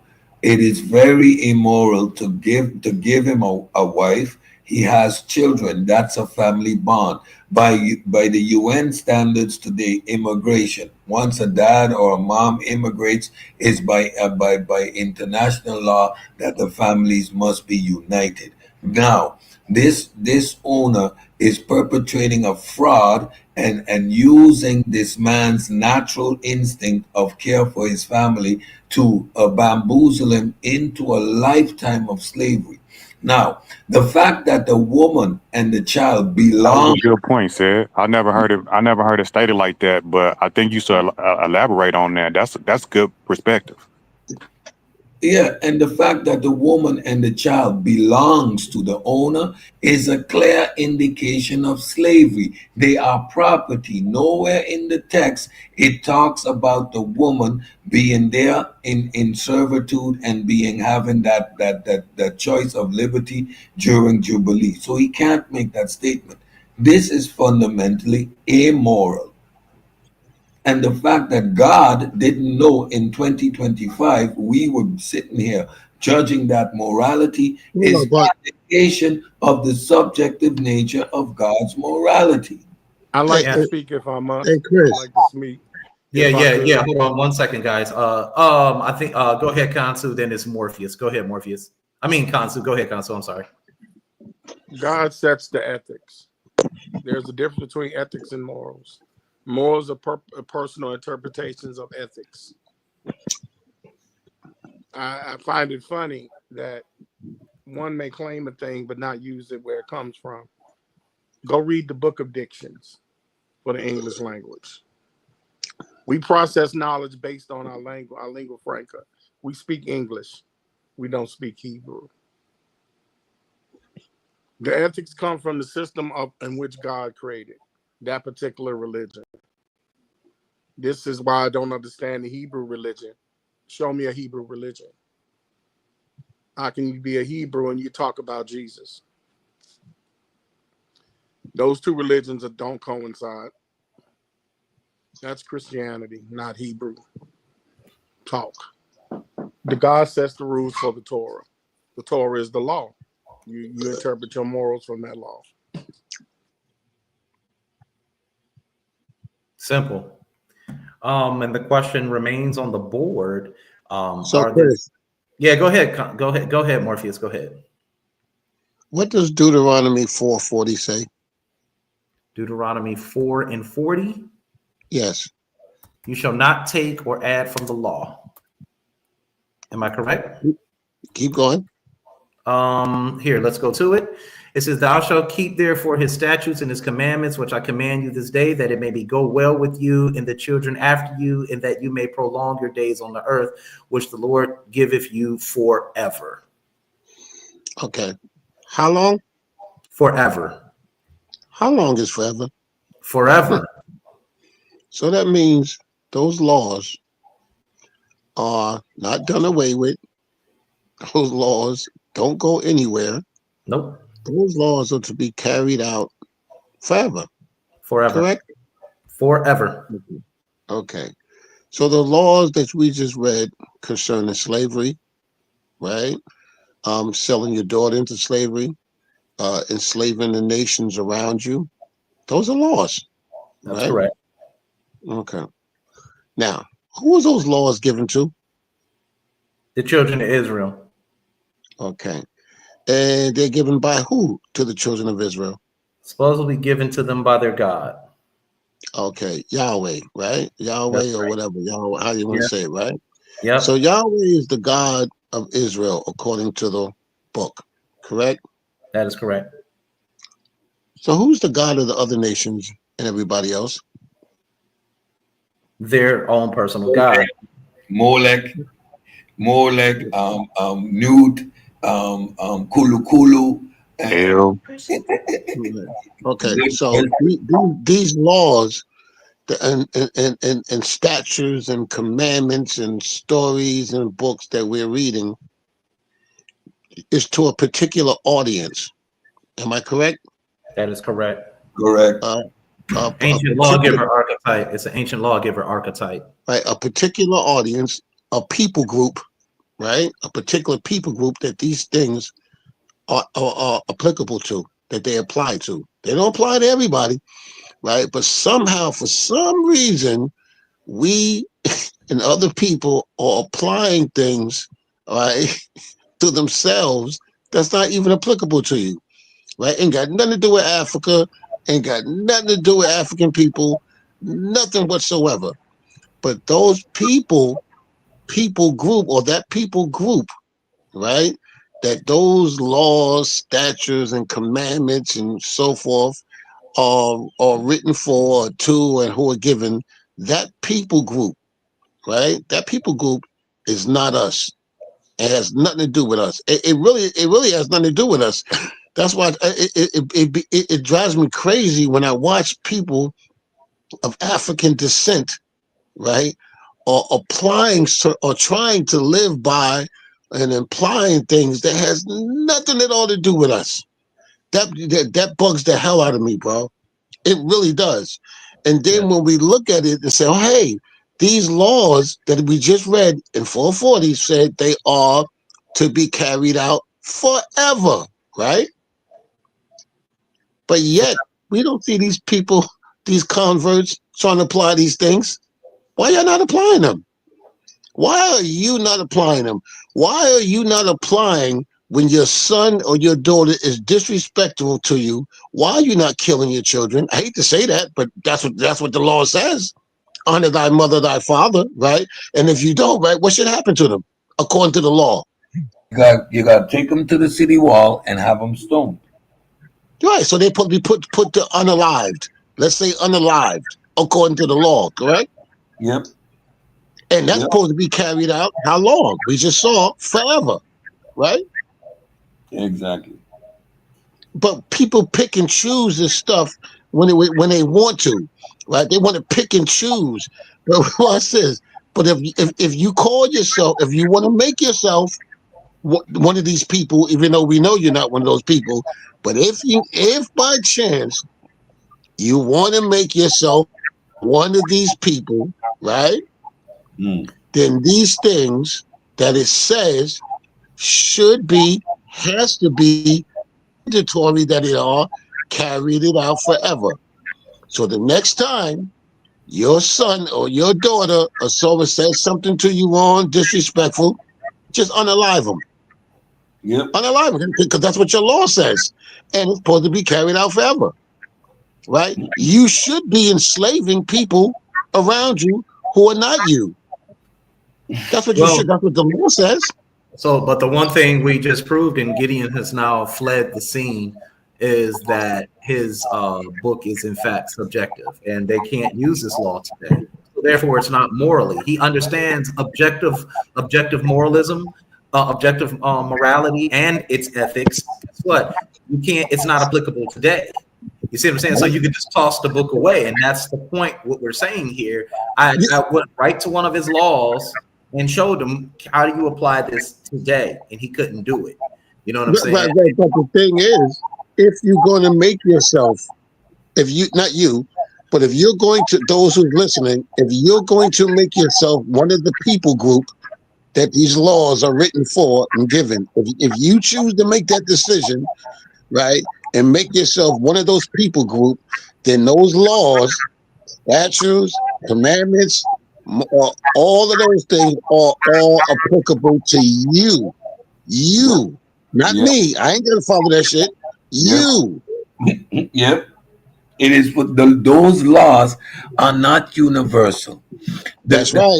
The concept that you have that this is applicable to the whole world, like the lady was saying, is a flawed concept. This creator has a favorite people because he created but a select group of people. Those people in the Near East, which is Egypt, and the Levant, the Babylonians and the Syrians. Outside of that, they have no notion of any other people until they get in contact with the Greeks and the Romans. And those were oppressive forces. No, you are absolutely you're absolutely. So I'm sorry, brother. So in 2025, those of you guys and girls, young ladies, who call yourself this people group, and you make yourself that, then you have to follow this. I don't gotta follow it. Cedric ain't gotta follow it. Chris ain't gotta follow it.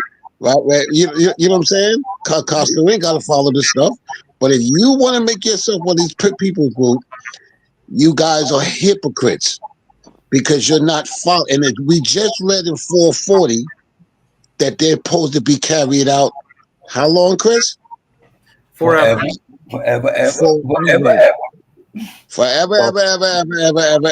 That means today.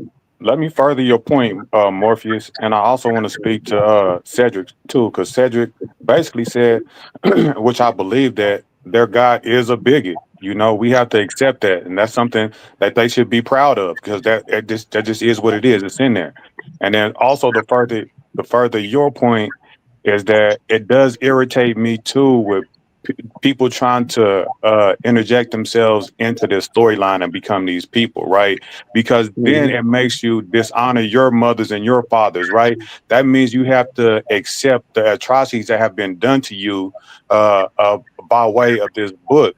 Like I have a good brother, you know what I'm saying, a black brother who is, you know, trying to find his way, but Christianity is his mind frame. And then I have a good sister who is not a sister. She's a Native American, but she believes that she's proud of her heritage, but then she's a proud Christian. But I try to explain to these people that if you are a proud Christian and you subscribe to this philosophy or this dogma, then you have to believe that your subjugation by these people, right, in the name of God, was meant for you. Like they were right into killing your ancestors, taking your land as a Native American woman, and then also as an African descent man, that they did all these atrocities to use and put you in slavery in the name of their God, and they accept this. You know what I'm saying? And I think that that's really a sad thing, to where you can convert to something, and then the conversion into it makes you accept your oppressor. You know what I mean? It's just right. I agree with you. But Chris, real quick, right? All right, and everybody in the panel, right? According to what we've been reading in these texts, right, in the Bible, right? Does the biblical God see slavery as a good thing or a bad thing? Good. A good thing. He sees it as a good thing, right? If it's in his law book, it's a good thing because he's established that it's good for the children of Israel. Yeah. Okay, so if slavery, watch this now. If God saw slavery as a good thing, not a bad thing, right?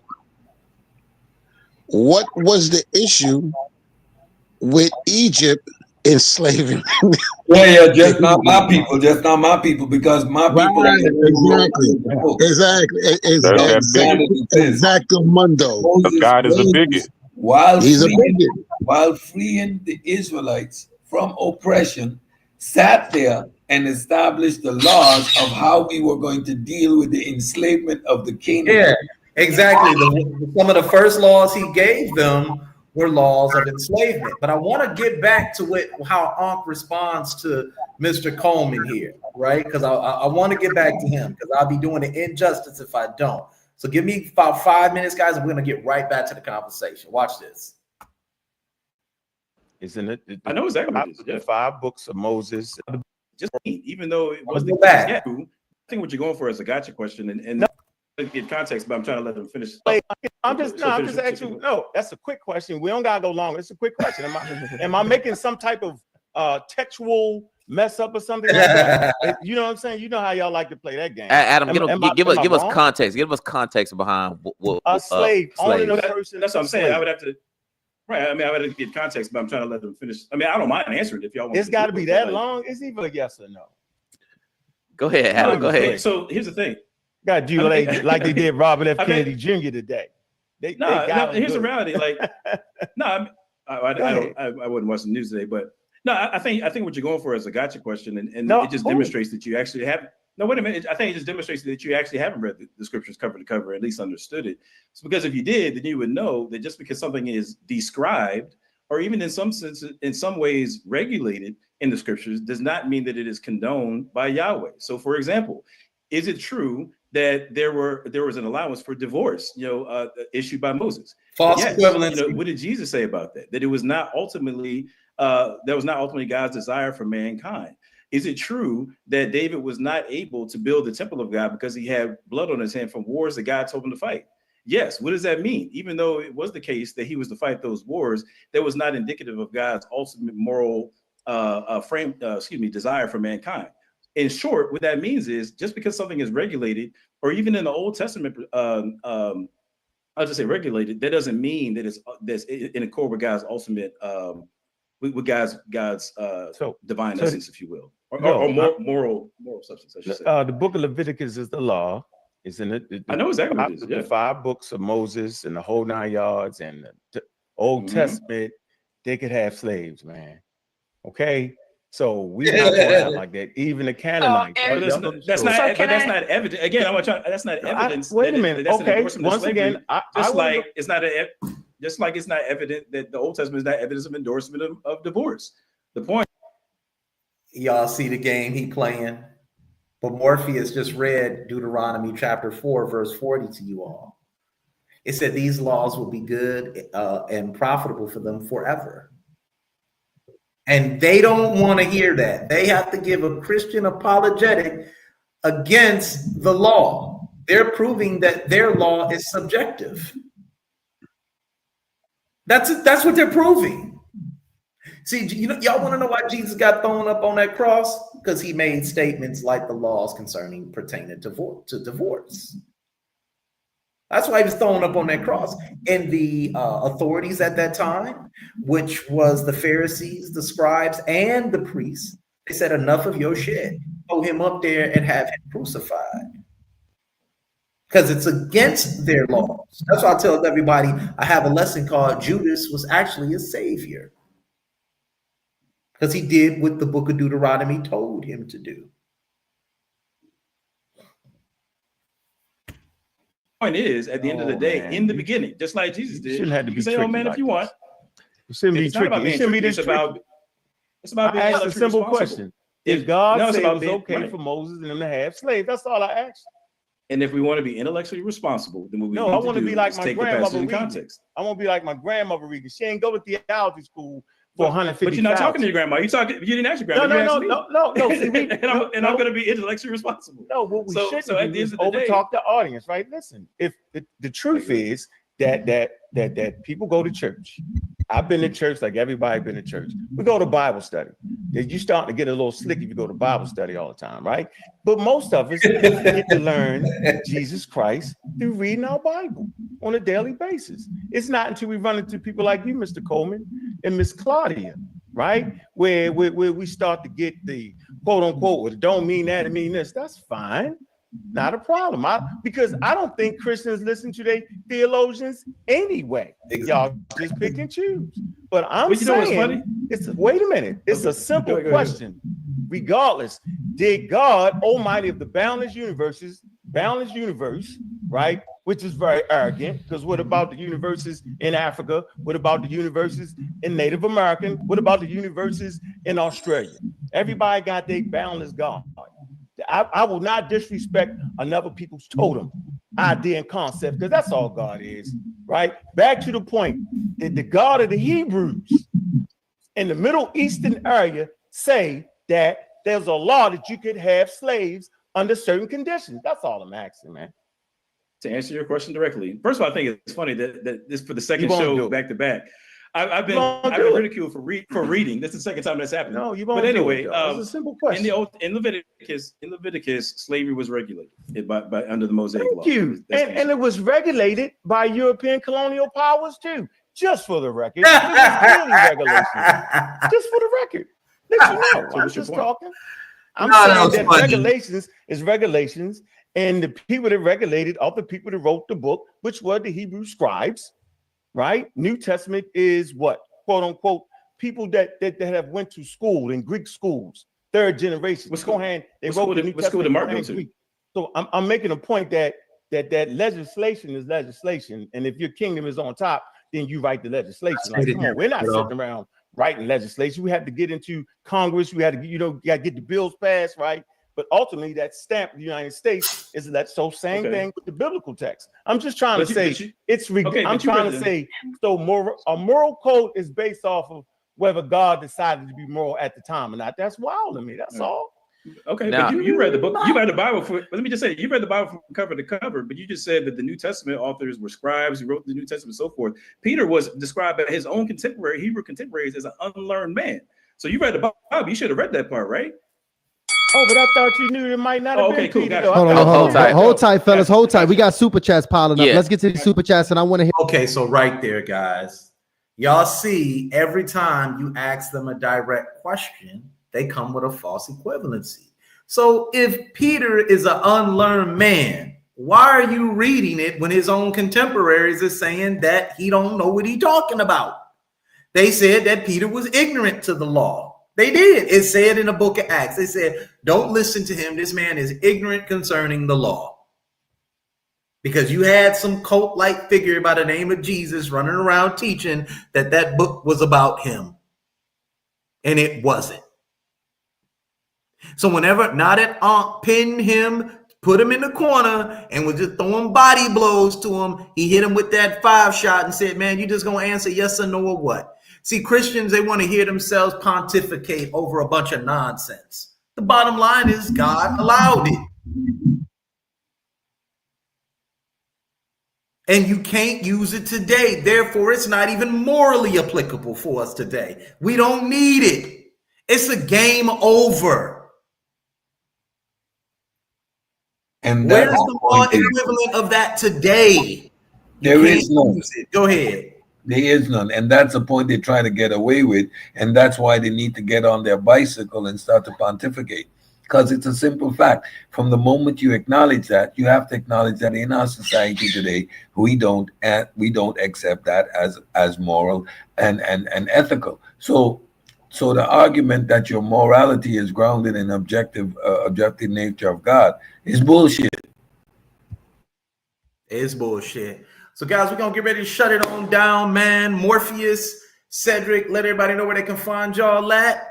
I'm getting ready to shut it on down. 3 hours, I think, is more than enough time to listen to Ahnk. Didn't beat them up enough on here. They didn't want to answer no questions. We know what we talking about. Christian apologists, it's time to step up.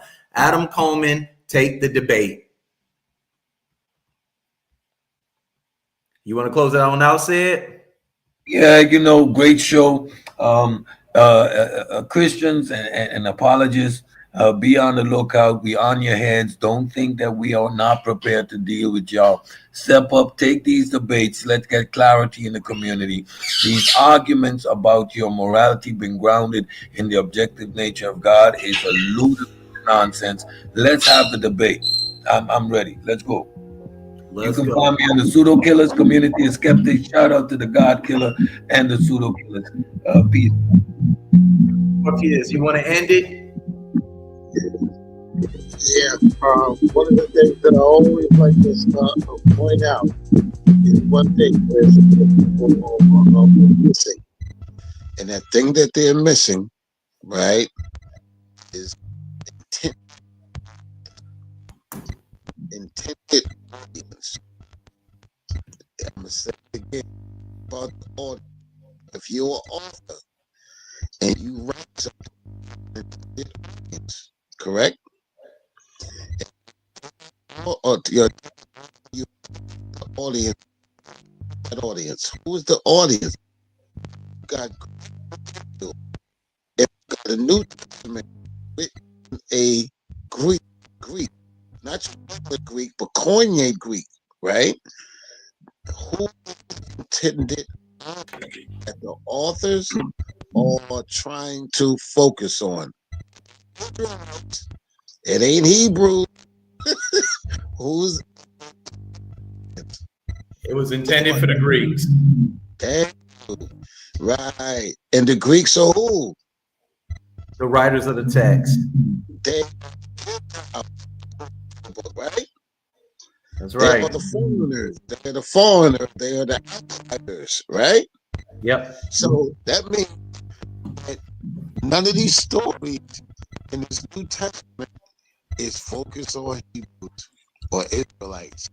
Not at all. That ain't your audience. That ain't the audience, y'all. Right? So if you focus on that and think about who's the intended audience that the writers are focusing on, that's going to tell you a lot.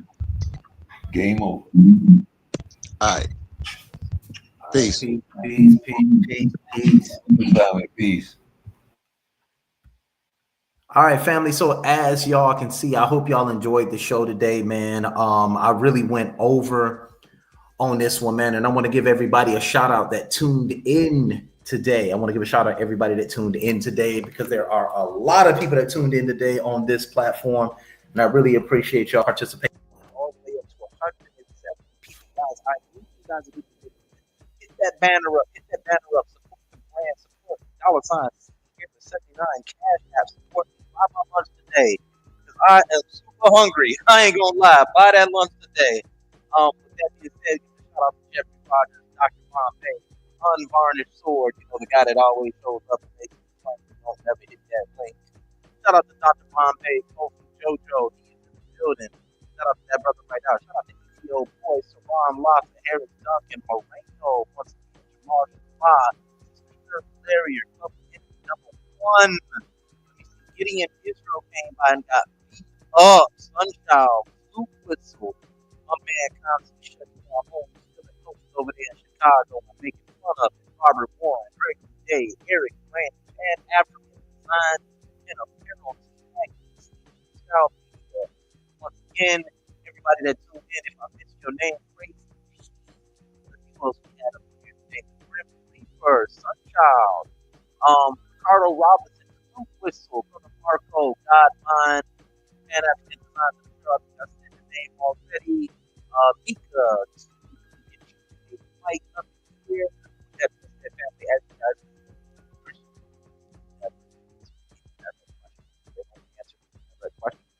know, there are certain things in the Bible that they do stand on themselves, mainly slavery, genocide. So you need to tell me that the God of the Bible, the God of the same book that you read, he agrees with everything on this planet except for one. That's what it is. Lobster. He hates it. Lobster.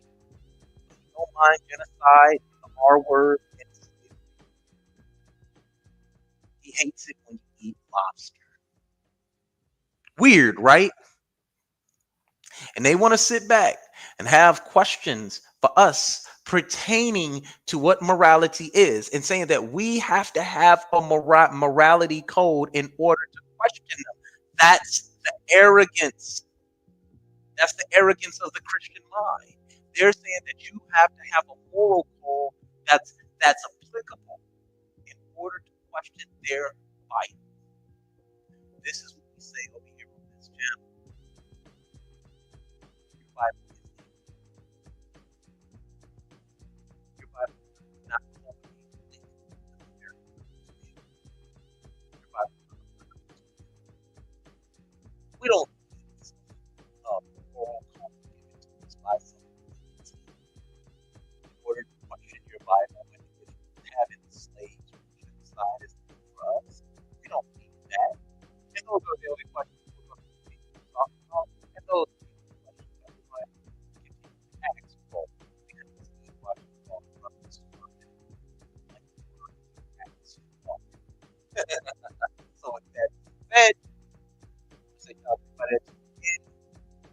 tomorrow, I'll have a better, Gideon, rest in peace.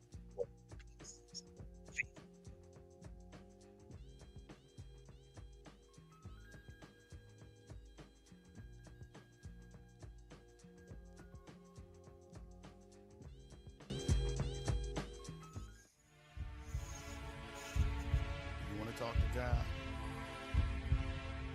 God never sleeps. Now what came first, the chicken or the egg? Armageddon. The llama, leg on my head. Hand in your direction. The riddle was the answer to the question. Born of the flesh. What is inside my mother's womb? Doomed to return to the tomb. Or was it from the dead I was raised? All too soon to pay on Judgment Day. Is this beginning or the ending? Died sinning, still winning, still grinning, descending, verdict still pending, born pretending, 300 billion men, women, and children. Deja vu, could be I'm dreaming, but we all ask for divine reason while still breathing and until leaving. Who, what, when, where, how? But most of all, why? Do we live just to die? The book was written way before the apple got bitten. There is no God but me. Mathematically, in division, my decision was all inventions. I need not mention infinite dimensions, but the human mind's flaw was limited comprehension. So while you try to travel the Mars and the stars, your God manifests through the entire universe. From the sun, moon, to earth, I created man in my image, and the black man was first. For scientific explanation, yeah, I made man out of dirt. But how can a man be first when it's a woman that's giving birth? Single-celled organisms, the Homo sapien, the album. What's that? White. They keep the world separate and unequal. They teach you right is wrong, wrong is right, up is down. Is the king off his throne? Is the planet flat around? Can we really time travel when is there life in outer space? Wait, you knew all this in the first place. You trying to get to God, but I've fallen from your grace. A billion paths to take, but which one is truly straight? And what came first, the chicken or the egg? Free Adamite. The arm, a leg on my head, hand in your direction. The riddle was the answer to the question. Born of the flesh, what is perfection? What came first, the chicken or the egg? Armageddon. The arm, a leg on my head. Can you walk across water or rise from the dead? I heard it said he lived and the son of man fled. It's a process, shit don't just happen, I create it. Everything you see and shit you don't, son, I made it and waited. I'm the Big Bang Theory in evolution. Been there, done that, from revolution to prostitution, the first and final solution. The Quran, Bible, and Vedas is only tools. Don't be confused when the medulla oblongata do. So Revelations is Genesis, 360 degrees of limitless. Shit, I'm on fucking endless. Who is you, chump? I thought you knew. Who else? Lucifer, the library, stupid, the devil himself. He the creator, we all the creation. Guess I'm eternal damnation. Got you bitches seeking your own salvation. Who taught you how to pray? Cause you read it in the book? Look, you bear witness to I'm in Ray. Every day when you say amen, then turn around and preach worshiping false gods is an unforgivable sin. Yeah, the good books is like comic books. You take them too literal. I tricked you into believing that your power the reason makes you able to live infinitely in the physical. Guess I'm the pro and con miracle. Basically, I tell true lies in general, the yin and the yang. The player with a trillion years of game. We got you selling your spiritual for power, money, and fame. I came out of triple stage darkness. Immortals my attributes, but either you make me a mystery god like the Loch Ness, or use science to prove or disprove my existence. Trying to unlock this artificial intelligence, cloning in space stations. Trying to build the Tower of Babylon, but you sadly mistaken. When I started racing Homo sapiens, you looking for angels with wings. I'ma bring young niggas with an AK, fuck the alien. So what you saying then? You the one who created what sin. You call Mother Nature is the nature of me. What you call evil ultimately was a force inside of me. Matter can't be created or destroyed, it just changes shape. One God, many people, and many faiths. And this is how I wanted to do it. Wait, hold up. Father, tell me, who is God's son? And what came first, the chicken or the egg? Free Adamite. The arm, a leg on my head. Head in your direction. The riddle was the answer to the question. Born of the flesh, what is perfection? What came first, the chicken or the egg? Armageddon. The arm, a leg on my head. I be the Jesus to your Buddha, the Krishna, at your Juma, the big kahuna, Jehovah, witness and slave pumas, Zeus, Pharaoh, Elohim, Saturn, Yahweh, Jah, Rastafari, Allah, the Most High. But then, only that I'm not. I'm the oceans, the trees, a bumblebee and a Glock. Earthquakes, how much money you ever take? The reason behind every mistake mankind continually makes. Did God create man or did man need to create God? The answer is both, cause how mortals look at God is eyes. You try to customize me to be comfortable for what you want to do and how you choose to act. The Pope and Christians and tell you God ain't black. But to get something from nothing is physically impossible, that's a fact. Black is the combination of all. What is the lack thereof? Darkness is beneath the ground and in the skies up above. The clue was that the true illumination is me, not Illuminati. Cause I alone discriminate and eliminate any who be believing they can rationalize or out-reason he who created the creature. A student can never be greater than the teacher, whether it's Adam and Eve or atomic chemistry. I'm the one true source of all energy, will eventually destroy every enemy when I see fit. I can't blaspheme my own name, so when goddamn it so be. That's called the wrath of God, but we got a deal, I can chill. Fuck up the whole world, and in the end he'll still fulfill his plan to restore man to his original position. Nigga gave me some hooks and said I guess to go fish. I gave man dominion over the earth to master the wealth, but most of my children don't have dominion over themselves. That's where I come in, call it original sin. But who really gives a flying fuck?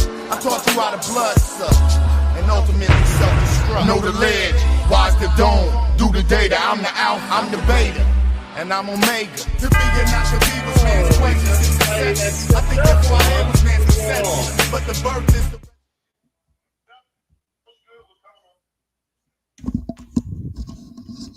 I see you decided to step up, huh? What's going on with you?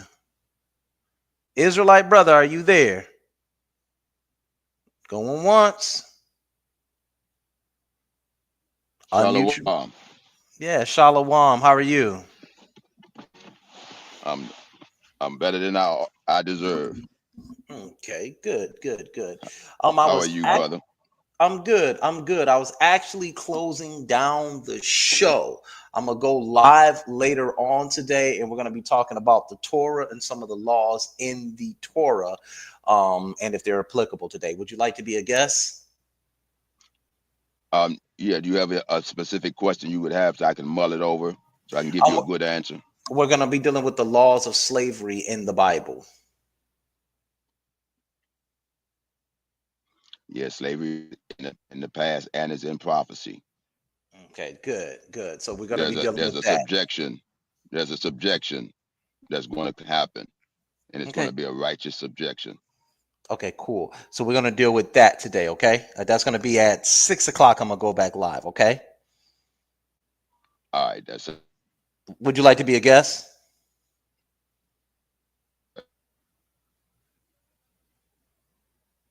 Okay, wonderful. I think you're saying yes, but there's something choppy with the internet right now. So, okay, brother, peace. Come on back, 6 o'clock.